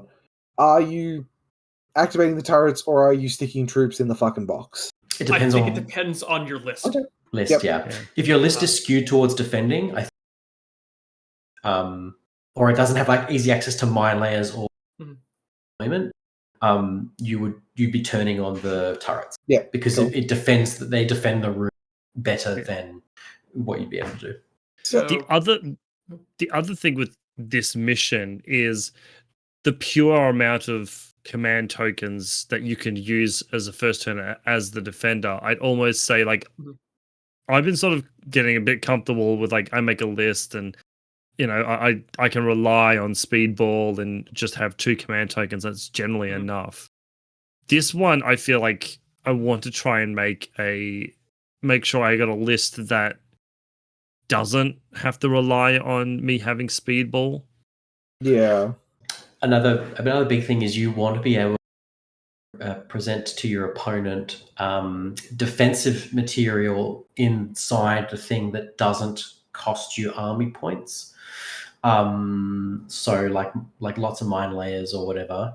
Purely because if you drop 60 points of things into that zone, you are handing your opponent, like you're handing the attacker 10 to be only 10 points away from scoring 2 objective or 1 objective point.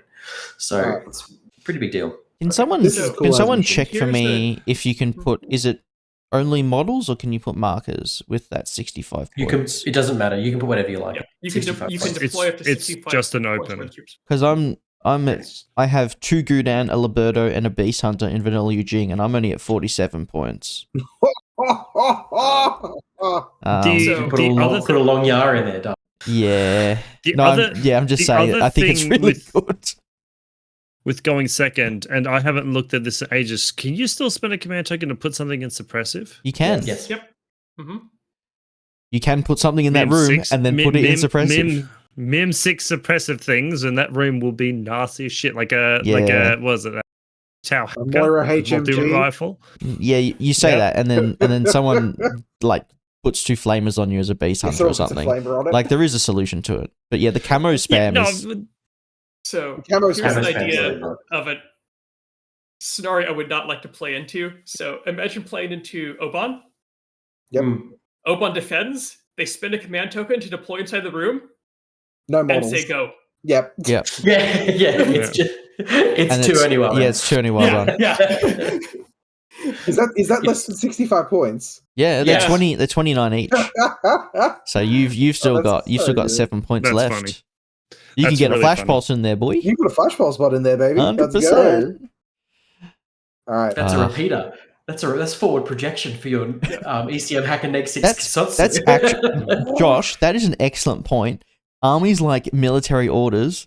If you go second, you have not free. You have 1 command token hacking projection. Boom. And it's a peacemaker. Yeah. The flash pulse Too hard. with an oxbot and a mine layer. Yeah. That's pretty big. Yeah, double pacemaker. Getting that pacemaker in there is insane. Yep. That's it's the 3 chimeras kind of cooked actually. The 3 chimeras kind of fucked. So There's 12 models. I can't tell you how many times I've done that where I've had it like a Pupnik in a door. He's successfully dodged 3 times, died the 3rd time, but another Pupnik is dodging towards to stand the door for the next part. Yeah. It's a never-ending conga line of assholes. Yeah, it's just they're just dancing in the middle of the door. All right. This mission. Moving on to our deployment zones.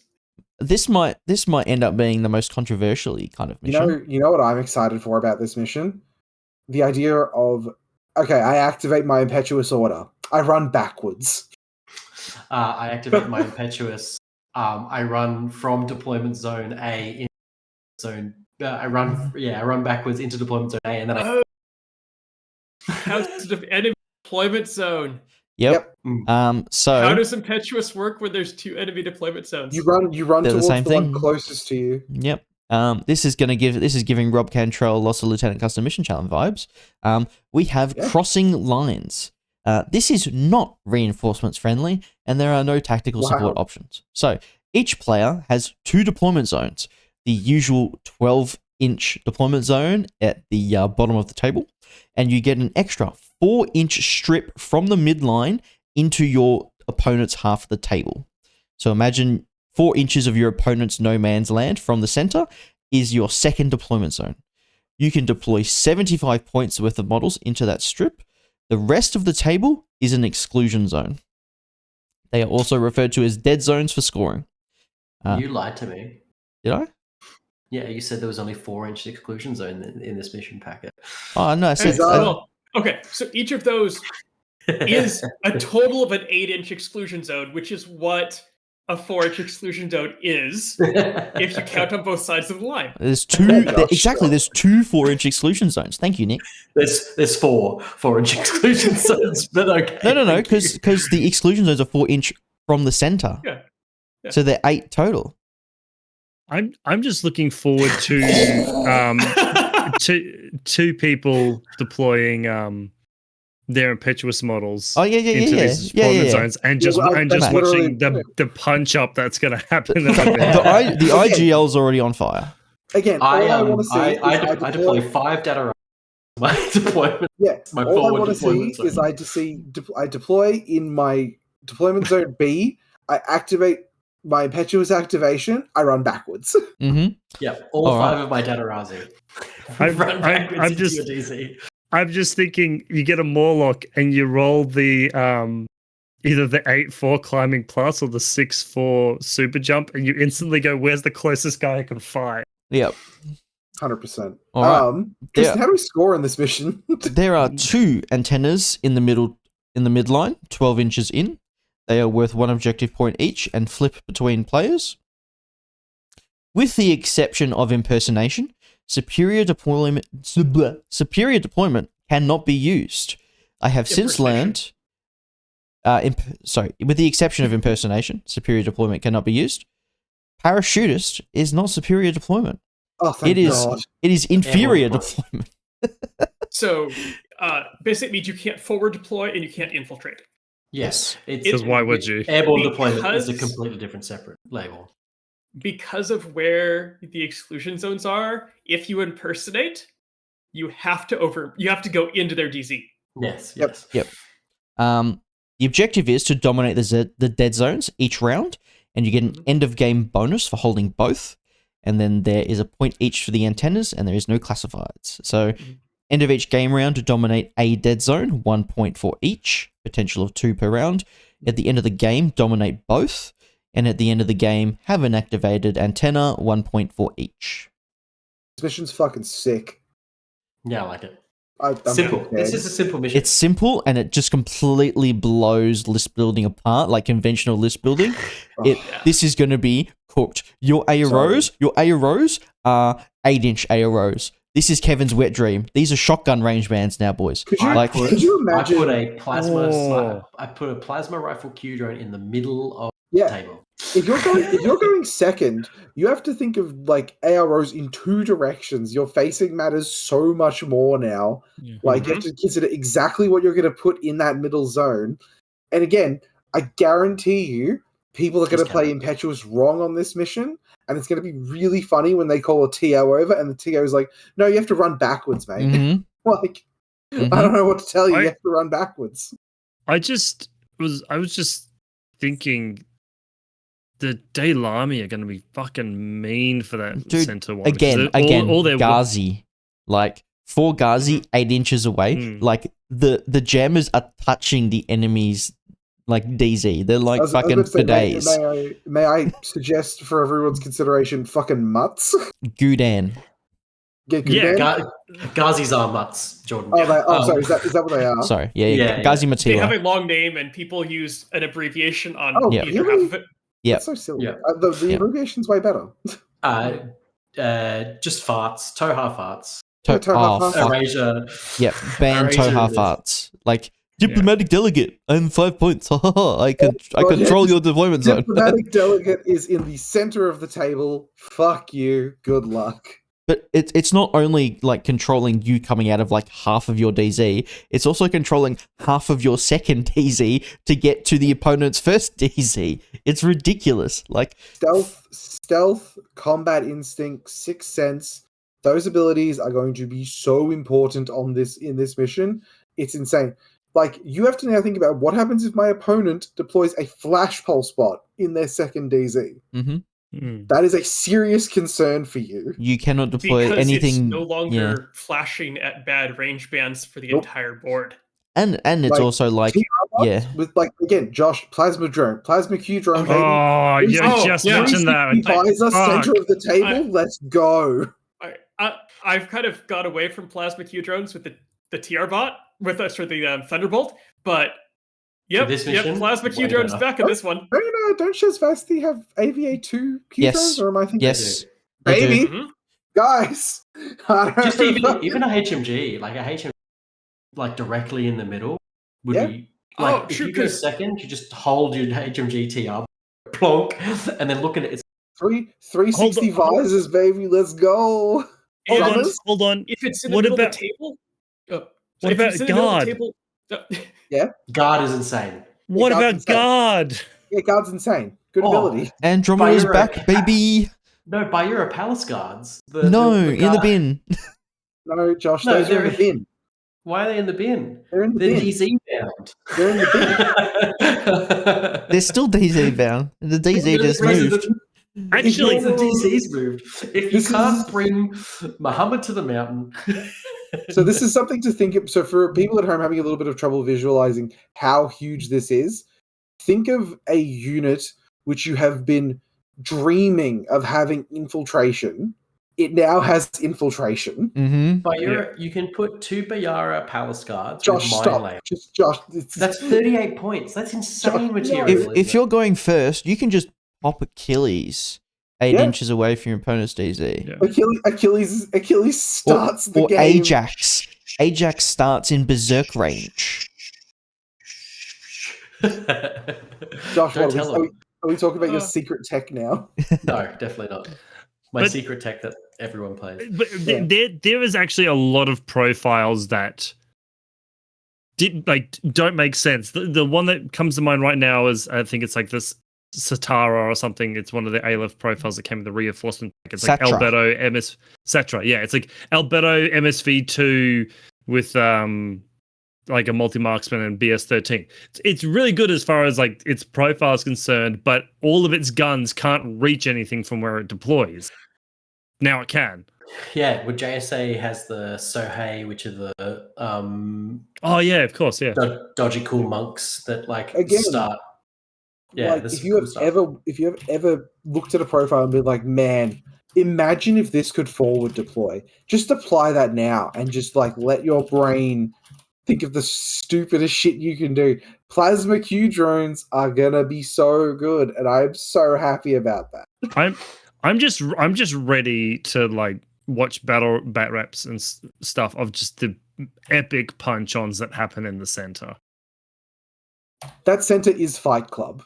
Miyamoto Musashi. Oh yeah. Like, this is Fight Club. The fact that it's dominating the exclusion zone, like the fact you can put nothing, you like the way people used to get around and stuff like supremacy, frontline, is they would have stuff that starts out in those zones. You can't do that with this mission. Like, you have to fight for every like model you put in those exclusion zones, and that is so cool. Yeah. I can't wait for them to drop CHA again and put 3 McMurrow and 2 Cameronians in this section. Yes, absolutely. So what are we going to say, Nick? You've mentioned having the like flash bots in the middle, 8-point baggage bot in the middle. Yep. That you walk 1 order into your opponent's side, and it now has full baggage for dominated the DZ. Or dominated the zone. 28 points. Yeah, it's now 28 points. It could drop, the possibilities are just like. Additionally, most factions have access to an S4 baggage TR bot. They do. Yes, they No do. one Yeah. takes. They do. Yep. Yeah. And they're not that the- expensive.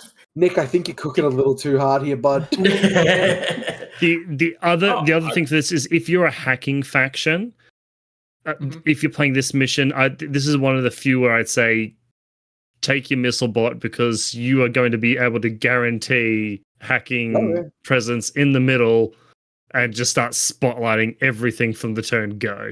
Could you just like even stuff like fucking Icadrons now have forward deploy? So Icadrons can infiltrate. What the fuck? It's over infiltrating. It's they can over infiltrate for free. Like, oh my god, it's so good. You know what else I'm gonna love? I'm gonna love looking at like JSA players who are like, "Oh, I can't deploy my Oni warband outside your DZ." It's like, yeah, get fucked. Yeah, no. Instead of deploying only Wildbarn, they deploy a Tanko and a Musashi there instead.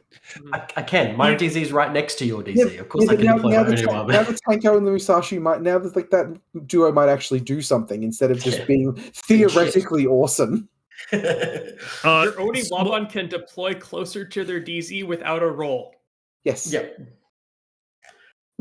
And it can sit directly outside my big DZ. That's all I care about. There's going to be some real interesting tug of war. Yeah. Yeah. Actually, I am changing it. The Attacker Defender is my favorite mission. This is my favorite mission because it is going to cause just a clusterfuck, and I love it. It'll make profiles that people have not considered be considered. Yep. And some of them will be good, and some of them will be just as bad as they were before. 100%. BR a Palace Guard. Josh, stop it. So Stop trying to make fetch happen.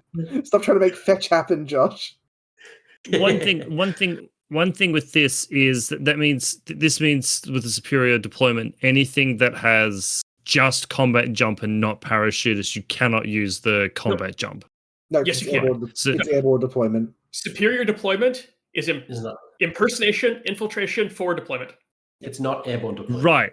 Airborne Okay, deployment cool. So is not superior deployment. So I suppose, I mean, it's not the coolest, I suppose, considering their exclusion zones. But if you do fail, you can still put your put it in the center. combat jump dudes in the middle. Yep. Yes. Oh, this is all right. Coming off that mission, this one's relatively boring.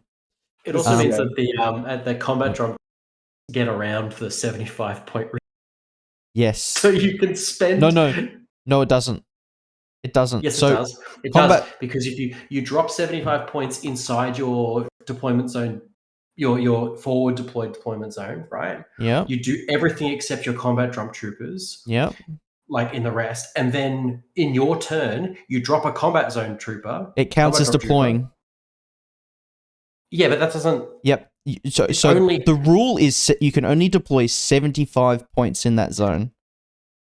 Combat jump still counts as deploying. Oh no, Josh is just 404'd in front of us. Oh, yeah, true. Okay, there you go. Yeah. It's only during deployment. I'm pretty sure it doesn't say during deployment. I'm pretty sure it just says you can deploy. Yeah. So you can kind of play the game and be like, ooh, I'm missing 30 points from my forward deploy zone. Ooh. I don't know how single exploit. You know what's going to be so funny is someone dropping a fucking Raziat into their opponent's second deployment zone. Yeah, this is going to be a rough mission for parachutists because you can't come on into the exclusion zones. You've got a restriction on parachuting into your forward deployment zone, and everything else is an opponent's deployment zone. Mm-hmm. Yeah, you have three zones you can deploy in, basically. So, yeah, parachutist isn't restricted with the lack of superior deployment, but the board layout really doesn't leave much option for parachutists that don't have parachutist DC. Yeah, so Mickey makes a really good point. So you need combat jump into you need to combat jump into the enemy backfield DZ, and non-DZ parachutists might as well just start on the table in this mission. Yep. I'm curious to see if later on they clarify that 75-point restriction is during the deployment phase. Yep. That's one I could definitely see. I will say that looking at it, it doesn't. It's you're not deploying the dude. You're just placing the model. No, it's a deployment skill where you declare as deploying. Combat You- jump you is just- deployment, Jacob. Yeah. You're It's deploying just the not model. during the deployment phase. If Should that go model to is a the- Boktar, it has tactical awareness. It generates a tactical awareness because you've deployed it. Yep. All right, moving on. We have Hardlock. This is your revamped capture and protect. There is 12-inch DZs. There is a classified worth 1 objective point. There are beacons on the deployment zone line. Points for controlling it every round and not having your beacon controlled at the end of the game. You can still pick it up and run away. Same rules as capture and protect is now. In the center line, there are 3 consoles, 12, 12, 12. 1 objective point for each consoles and 2 objective points for more consoles, and they flip. So nice and simple, just a little bit of extra stuff to pull you away from the beacons in capture and protect. It's capture protect plus Half of buttons in the acquisition, yeah. yeah, like a reduced acquisition. I think the idea is to sort of try and both slow sort of capture and protect missions down, but also give people a chance to do something before turn 3 where you might just have nothing to do. Well, the other thing to mention is the beacon's only worth 4 objective points total. So Yeah. it's not even half the mission. Which just means capture and protect is going to stop being a 1-2-6 Yes. win. Yeah. Yes. It's also Oh. reinforcements ready, and there's 1 tactical support option. See, CB really don't like the old low-scoring draw in this season, hey? No, they They're took that to also- heart. They're also doing much more at having multiple paths you can approach a mission with to get enough OP to win. Yes. Yeah. I don't know, do we have a lot to say about this movie? This seems just like good, clean, simple fun. Yep. This This is, is- Probably the simplest yeah, I'd say of so. the new missions. Probably. 100%. Mhm. Yeah. yeah. It's just it's nice, it's clean. Mhm. It fixes some problems with capture and protect. It kind of makes the capture and the protect the secondary objective. CB really wants you to interact with your opponent in this season. They really, really want to discourage that, like, 2 ships passing in the night kind of stuff that you Yeah. sometimes saw with, like, highly classified and sometimes countermeasures. They Which I believe is really what Rob Kentrell's mission was called. That had Yeah. extra deployments. Oh, was it? Yeah. It was was ships called in the Ships night. in the Night. And Oh, okay. Yeah, they There's a need to whole play. episode that Kev and I did right after we played it, and it's worth watching to see our opinions change. They really want you to just want you to punch on and win games decisively, which I like. I also sort of get the feeling that they're trying to move as much as possible sort of away from armies that rely on just like one model to do a lot of heavy lifting. Like you can't do everything with one model in this because you have to activate beacons and stuff. Sure. It also means you have more options, so you're not stuck in a situation of, oh, I can't grab their beacon this turn, I guess I'll just shoot stuff. Like, Yeah. 3 there's more of a classifieds. push No, that I that's- can constantly be that's scoring awesome. OP. Mm. And Lot I of can be classified. setting myself up for more OP. Oh, sorry. Go ahead. No, I'm just saying. I was reading. I had. Well, we've lost you Yeah. entirely there, Josh. Oh. This is annoying. Sorry. I had my second screen up, and I was reading the objectives for last launch, and I was like 3 classifieds, and it's only 1 Hardlock. All right. Are we feeling circular, guys? Oh, now we're moving on. So we had objective room missions. That was a thing. Now we have diagonal DZ missions. You are Radial probably DZ? radial. Radial's a good word. Mhm. This is the mission that everyone's probably seen the preview of. It is provisioning. This is reinforcements ready. There is 1 tactical support option. You get a as Jordan would like to say, a radial deployment. So you get a quarter of a circle, it's a radius of 24 inches. You get one classified. There's 3 tech coffins down the diagonal center line. One in the center, 2 are 16 inches away from that. The goal is to extract supply boxes. The center one holds 2 and the others hold 1. You must then place them in your safe area, which is a circular template placed before deployment, completely outside of deployment zones and of each other, and whoever picks deployment places first. So it's a self-imposed safe area. Supply boxes must then be placed inside the zone with a short skill, or they can be placed inside the zone with a short skill, they don't have to be. Only specialists can pick up a box from an enemy safe zone, and that is a roll at -3. There is operational learning, which if you have forgotten what that is the progressive failures will get you extra bonuses to your whip rolls, so +3, and then a special dice for the third roll. You get points for controlling supply boxes. You get points for having more in your safe area, the same as your opponent if it's at least 1. If your opponent controls no supply boxes in their safe area, supply boxes count as control if it's in the safe area, even if no one's touching it. Yeah.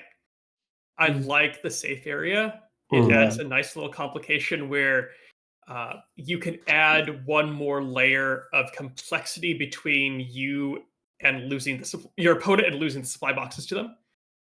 Yes. I guess I've just got like 2 things to say, I guess.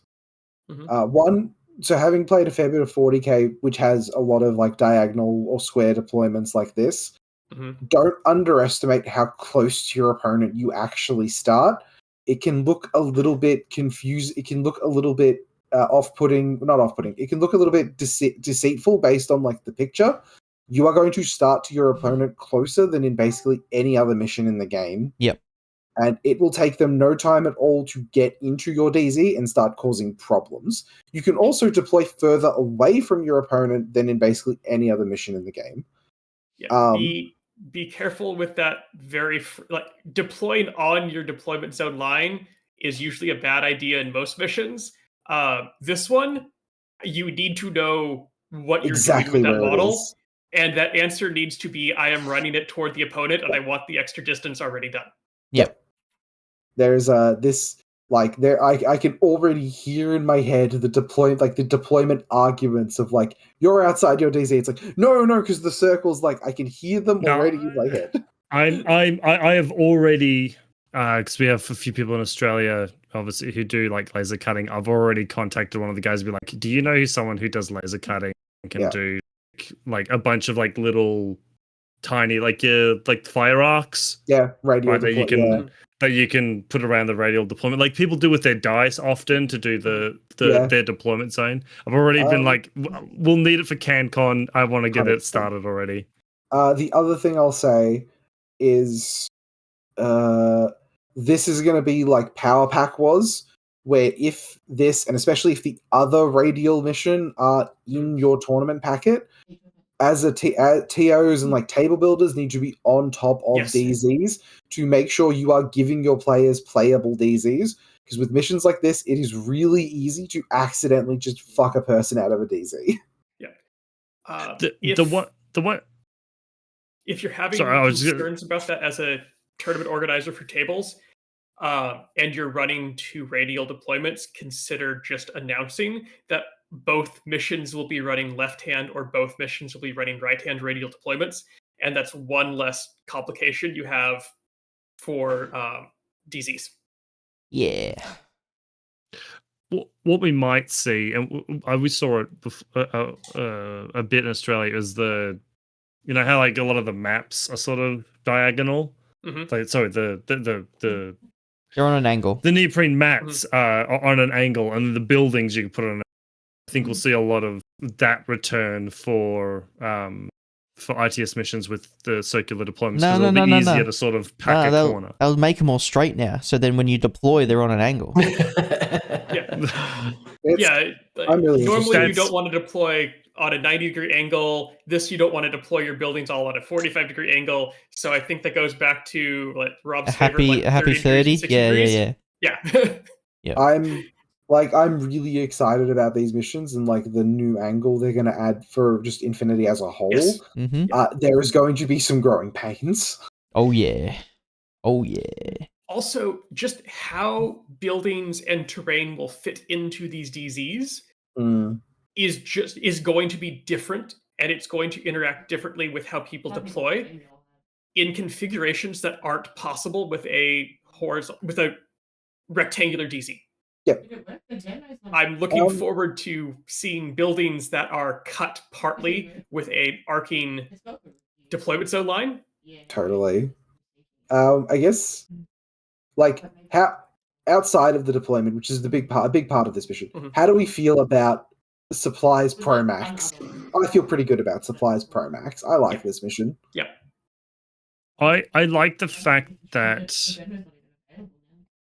they've not fully taken away, but they've sort of taken away from like just grab the box, control it. It's grab the box, put it in your zone. Mhm.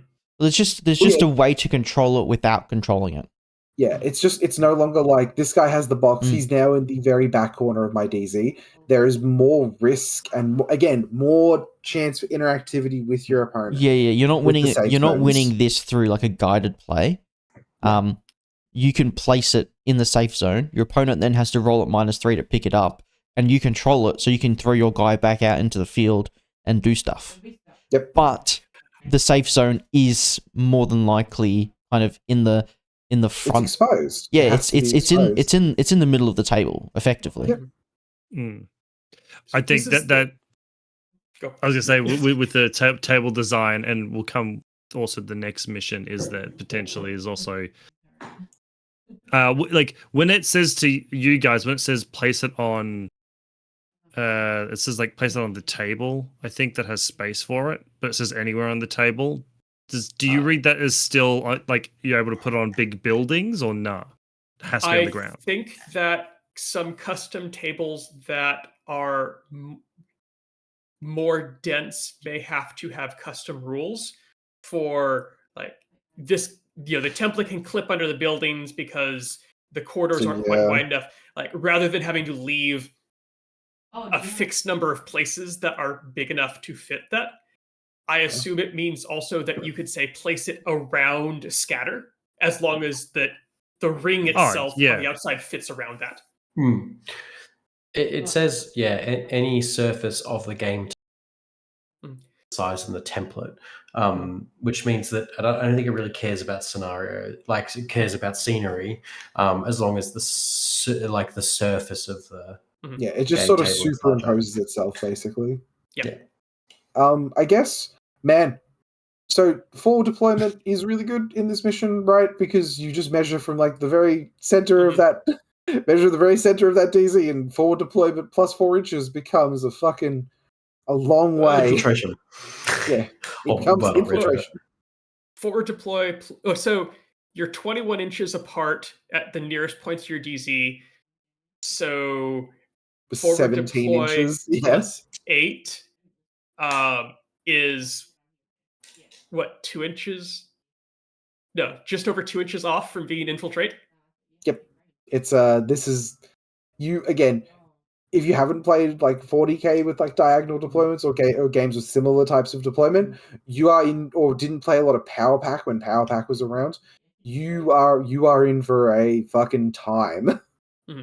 Yeah, I like that, and this is the second of, I believe, the 3 missions that during setup the players determine how the board is scored. Yep. So the first one where like there's the 2 prototypes, and the second player gets to pick whose is which. Yeah. This one where you get to pick where your special scoring zone is, and then the next one. All right. Should we talk about more circles, or is anyone have anything else to say about this mission? No. Let's talk about more circles. So, Hallie, I love circles. Our final new mission is Zone of Interest. It is reinforcements friendly, and there is no tactical support options. We have the same diagonal DZ, except it is mirrored. So for some reason, it starts on the right this time instead of the left. Ignore that, I think, please. Yeah. Before deployment, what? No, nothing. It's just I don't like. I understand that they've done it to differentiate the two missions. Boy, howdy! Like, unless you are going to like change the way the mission deployment works, this makes it really hard for like a 2-day event that wants to run both of these, where you have to care about so much more about both sides of the table. I'm with Nick. You just, as the organizer, just say the corner is your left-hand side, the corner is your right-hand side.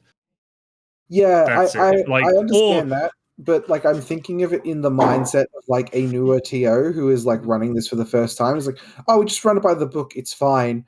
I can just sort of already kind of imagine like the really rough play experience you might end up having with this kind of confusing deployment setups. Yeah, I think having this many deployment types may be beneficial for smaller tournaments. So we're talking like 8 players or less, where you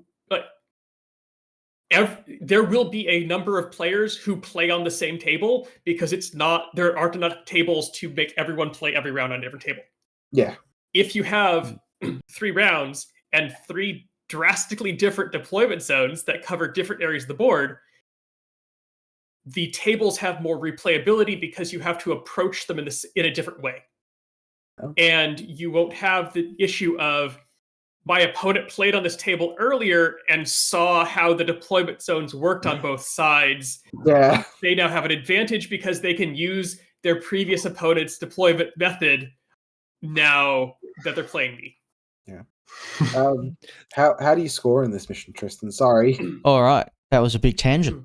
All right. So before deployment, the player going first, places 1 zone of interest and 1 special zone of interest. The second player places 1 of their own zone of interest. So there is 3 templates on the table. 1 of them is special. In the center of the table, there is 1 antenna. It requires a specialist. There is no roll to press it. And hackers can face-to-face this roll. Face-to-face... Well, sorry. There is a roll, I think, if you face-to-face it. If there is any hackers within a zone of interest... Oh, you Josh, cut off. Cut out again. If there are any hackers inside of a zone, it is a face-to-face with roll. So instead of without needing a roll, hackers get to go. Yes. So typically not a roll. If there is a hacker in a zone of interest, an enemy hacker, they can face-to-face it. However, only 1 hacker at a time can face-to-face it. Yeah. And that's just to activate it. Right? Yep, that button's worth 1 objective point every round, and it flips back and forth. I think there was an old mission that had something similar to this, where I think it was like Deadly Dance. The person who got to choose. I hate the way that the way that the zone based on this role. All right. Yeah. You get 1 objective point for dominating a zone of interest at the end of the game per zone. You get 1 objective point for dominating the special zone of interest per game round. So the special one's worth 2. And there is an intelcom to put your classified points into a zone. So the special zone's worth 3 objective points, right? Not 2, because it's every game round. Yes, the special zone. Well, technically, it's worth 4. Yeah, the last round it's worth 2. Sorry. Yeah. Whereas the regular zones aren't worth anything until the end of game. Yeah. So the special zone is worth 1 point every game round. Mm-hmm. At the end of the game, the zone of interests are 1 point per, including the special one. And then at the end of the game round, whoever controls the communication antenna also gets a point, and there is a classified. You can't deploy inside a zone of interest. No, so it's like triple King of the Hill with a special single King of the Hill as well. So 2 little hills and 1 big hill. This is cool. I really like how this balances out first player and second player. Yeah. It gives second player. I'm sorry. Go ahead. I was probably going to say the same thing. It gives the first player so much agency in sort of their defense, right? Like having to sort of wait for the response of the second player.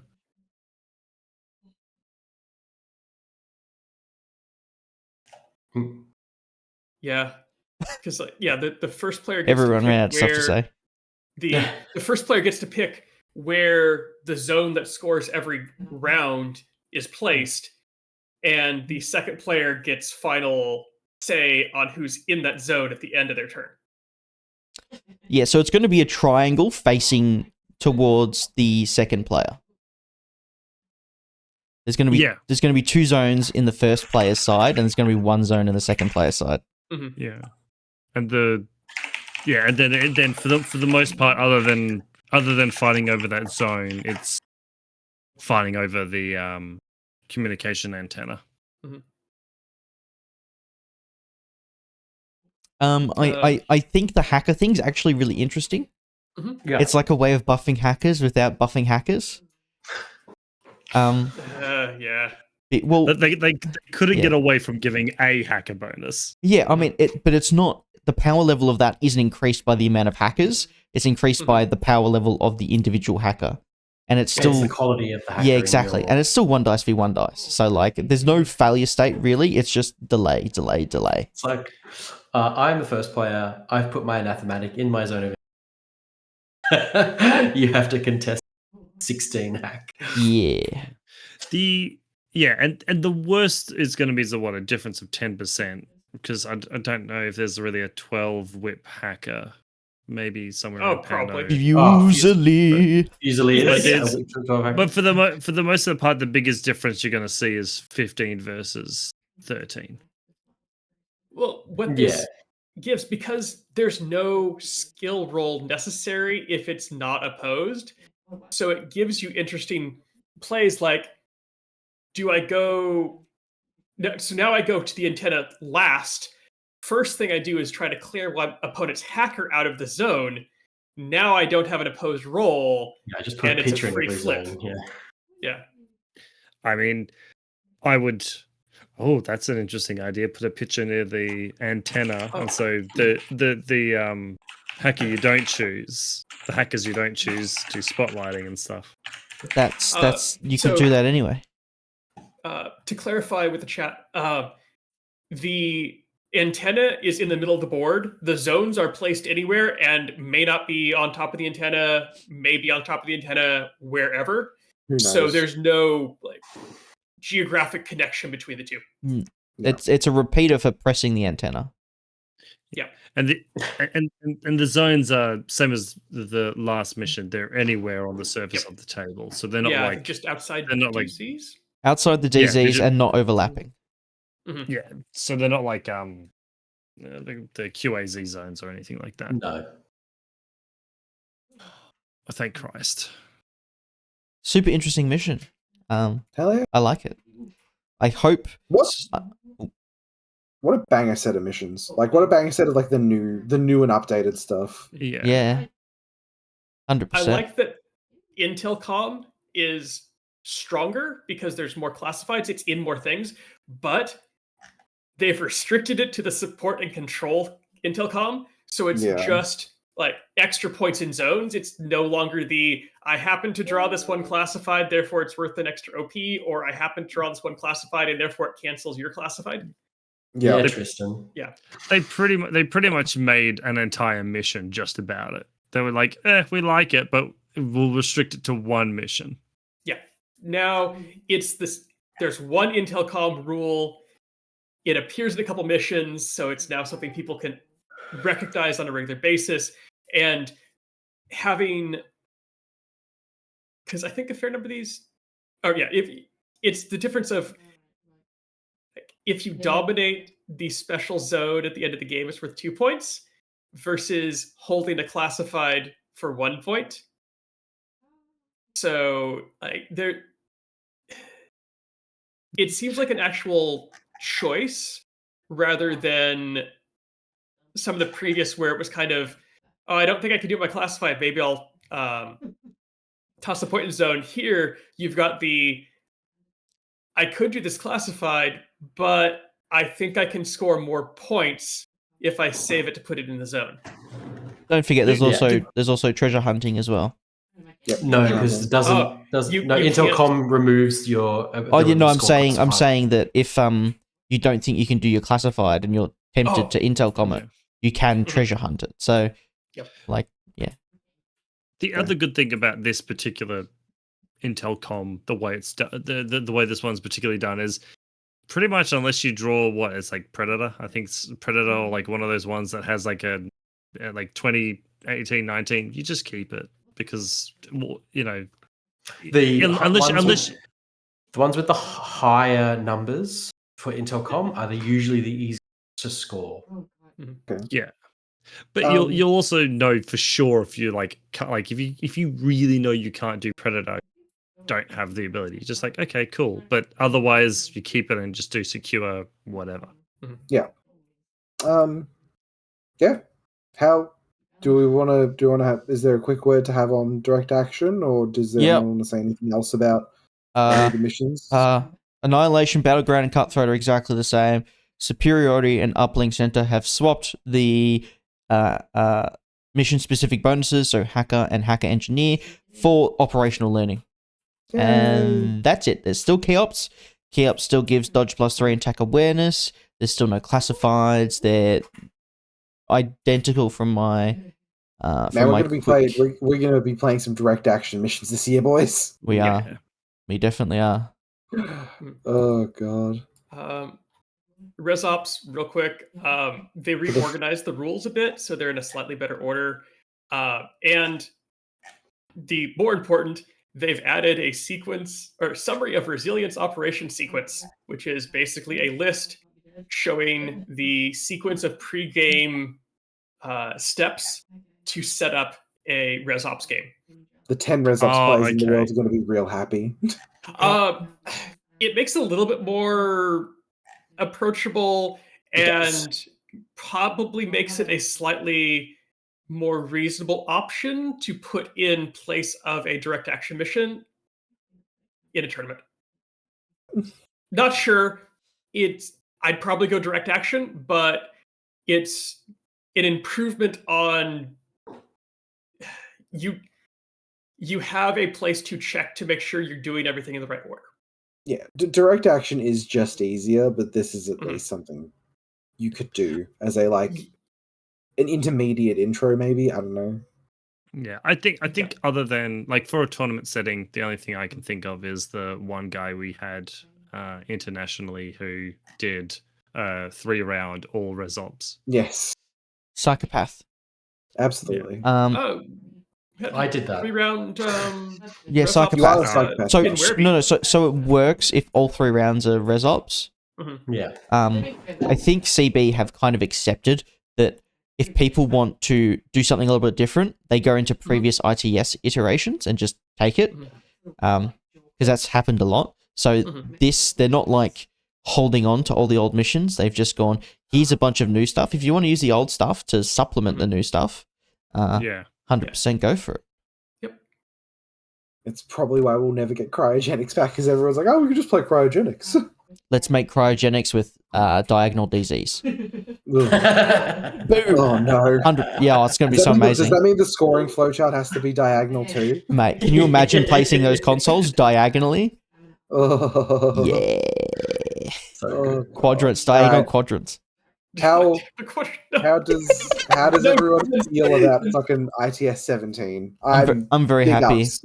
I reckon there's going to be a small minority of people who get really mad and yell, and the rest of them are like, shut the fuck up. This is amazing. I hope so. This is so good. Well, the answer to most of those complaints are you can still play the old missions. Yeah. You don't have to play ITS17. They have absolutely swung for the fences with this ITS, and I fucking applaud that shit, honestly. Jordan, I think you'll appreciate this. This is almost like the Jujutsu Kaisen thing. This is Yuji going for a home run instead of Megami going for the bunt. Totally. No one else gets that, and that's fine. I get it, but basically, you said Jujutsu Kaisen, and all I can hear in my head is just Toto going, "My brother." So, see, you are my special. I think anyone complaining about this season is it's the same thing that I had when I first saw it. I was like, oh, it's all super different and scary, but you'll get used to it. Right, yeah, they tried something new as far as not repeating the same operational learning's missions. So good. Operational learning's so much better than specialist bonuses. This is just it. it means that like Pano can't just like auto push a button if they have the correct specialist. Mhm. It means you are rewarded for having a higher base whip, whereas previously you just weren't, or Yeah. weren't so as much. And it means you're no longer. You know how happy I am that I am never gonna have to in my life again hear someone go, and I tried pushing the button 5 times and it didn't work. You have any idea how Because you'll happy still I hear am? that. You will still hear that. Yeah, but then You I can still hear then that. I can look them dead in the eye and say it was a skill issue at that point. Yes, yeah. Yeah, It also and rewards efficient specialists. So Yes. Yeah. specialists putting specialists next to beacons and things like that because you have more orders to press them. So 100%. I love operational learning. Absolutely slots better into the ITS than specialist bonuses. it also makes specialist operative a much better skill and actually worth. Yes, yes. And I think which might be why it's they nice. stopped Warhorse from being specialists. Now that I think about it. Sorry, Jacob. But we got another cheap one. Yeah, the But Sacha is a specialist. it's nice to see them sort of like bring up now, like across the board, every specialist as far as doing missions is the same. I feel It- like it- they heard the complaints about hackers. I feel like they understand that people were sick of hacking bonuses. Yeah. Yeah, Maybe and it they were means that sick like of Pano not having a meaningful weakness. No. yeah, and it's like what's the really cheap O12 thing that's a forward observer? Is it Raven Eye or Mint? Raven Eye. Yeah, Well, Ment's chain of command, so it Yes, is that's a also a specialist. specialist. yeah, but it's just like there's so many units that are now just way better because they just like I'm just as cheap specialists that can do things, and I always get the bonus. I think Mickey made a point earlier, like FO infiltrators being like one of the most common types of infiltrating specialists. Yeah. Like stocks are up, baby. SASs, freaking Strelocks, all of them, awesome. Oh, It's that it as well. now- I will never have to listen to an Ariadne player complain about unmasking or mind wipe. Exactly, right? It's fine. Purely because they're not in the ITS packet anymore. True. Exactly, but mostly because they now have operational learning. Ariadnes now can learn how to push the button over time. Well, the infiltrating specialist, previously, the infiltrating killer hacker was typically the go-to because it covered more specialist bonuses. But Yeah. now I think it's going to be a more interesting choice between the infiltrating killer hacker and the infiltrating forward observer because the forward observer can't be hacked. Yep. And often has a much better gun setup. Yes. The amount of forward observers that have +1 burst, like killer hackers are relegated to SMGs, is actually insane. And forward observe as a skill and flash pulses are pretty good. Yeah. Cool. All right, ladies and gentlemen. Now we have to go play the ITS, not just talk about it. No, what games? I'm really keen to play some Infinity now. Like this has got me Yeah. I'm very much in the mood to like lock some games up now. This seems like so cool. Which is Absolutely. a weird place to be less Directly than after a week tournament. out from one of our biggest 2-day events. Do any of you guys have a favorite? Oh, crossing lines 100%. I love the crossing lines. There's Awesome. so much room for just some fucking bullshit to happen in that mission, and I am all for it. Like, I just want to hear someone be like, okay, I activate. I want somebody who doesn't understand to be like, okay, I take my impetuous activation, and their opponent to just go, all right, you run backwards. Good job. You're so obsessed with running backwards, Jordan. I don't know why that has just like fucking burrowed into my fucking brain, and I'm loving it. You're allowed to It's the same cancel your thing as- impetuous activation. You don't have No. to use it. You must take it. I think I like Zone of Interest. I think Zone of Interest is actually my favorite. The radial deployments notwithstanding. I really like the idea of just giving a new sort of thing for hackers to do with the getting to face the antenna roll. I also like the ability to just place the scoring zones. It's cool. Pretty cool.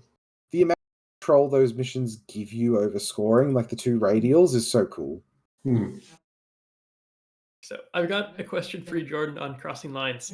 Yo, What happens if an impetuous model activates inside an opponent's DZ? They get to move. they get to move normally. in whatever direction Yeah, they get to want. do what they want. Uh-huh. And so if they have a DZ in the middle of the board, They get to move in whatever direction they want. it's a free order. Yeah. Yeah. So after but that first then they- weird turn of like, I move back slightly, on turn 2. Then they move all forward your in turn 2, and then they move No. backwards again in turn 3. No, because in turn 1, they move backwards. They're now inside the opponent's DZ. Yeah. So it becomes a An free order. impetuous So they can order move in activated whatever inside direction the they DZ want. can basically do whatever it wants Yeah. as far as movement direction. Yep. So it becomes a free order that has Again, slightly this- restricted things you can do with it. This is the shit. This is the shit I'm fucking here for with this mission. Is weird Yeah. bullshit that this mission's going to cause. Also, just like getting infiltration, better infiltration on everything you have ever wanted infiltration on. Just I'm yeah. just gonna. I got just gonna- everything good to say about it. I'm just gonna flat out start running 2 Cenobites in a duo and frenzy both of them. Yeah. Oh, all Then right. they wouldn't be in a duo anymore, Jacob. No, I just start them off as duo, kill something, and then frenzy next turn. Yep. I imagine you're gonna go buy a couple more boxes of Chimera, you dirty fuck. No, you know, Yeah, Tristan, yeah. you know what the upside about him having to do that is he has to put together Uberfall commandos. Yeah, And I true. wouldn't- That's and true. I wouldn't Oh. wish that on most people. Those things The are new fucking ones, awful. the new No, ones, shut not the fuck up. terrible, not No, terrible, Uberfall not great, but Commandos not have- terrible. Uberfall Commandos have had 3 different versions at least. So I'll check. I Who thought that I there's know just of, 2. yeah. I know there's 2. I thought there was an older version, but I could be wrong. Because I think there's at least 2. All right. I know. We know there's my your problem favorite. for the AVA. Like you just run each different version, and We We know my favorite. We know Jordan's. 2, Nick. What are everyone else's missions, and then we should wrap it up. well, I mean, the obvious answer is last launch because Dante. that's Dante's mission. Yeah. Beyond that, it's hard to say. I'm probably between corporate appropriation and critical intervention, but there's so many of them that I look at and go, I can't like. I'm not sure how this mission fully plays out because there's many different ways to play the mission, which is a Yeah. great place for an ITS to be, where we can't just look at it and go, I understand the mission, to look at it and go, I need to play each of these missions to get a better idea and better feel for it. I'm just gonna say critical intervention because it's like it's actually progressing how missions are designed more than changing a DZ or changing where the objective is or how the objectives get placed. It's actually changing the entire format of the mission. Yeah. True. Yeah. Jacob. Crossing lines, one with Jordan. I think Yeah. that's an incredibly that mission is going to be the one that at the end of this season, I think there will be the most Stories about. entertaining stories. Yeah.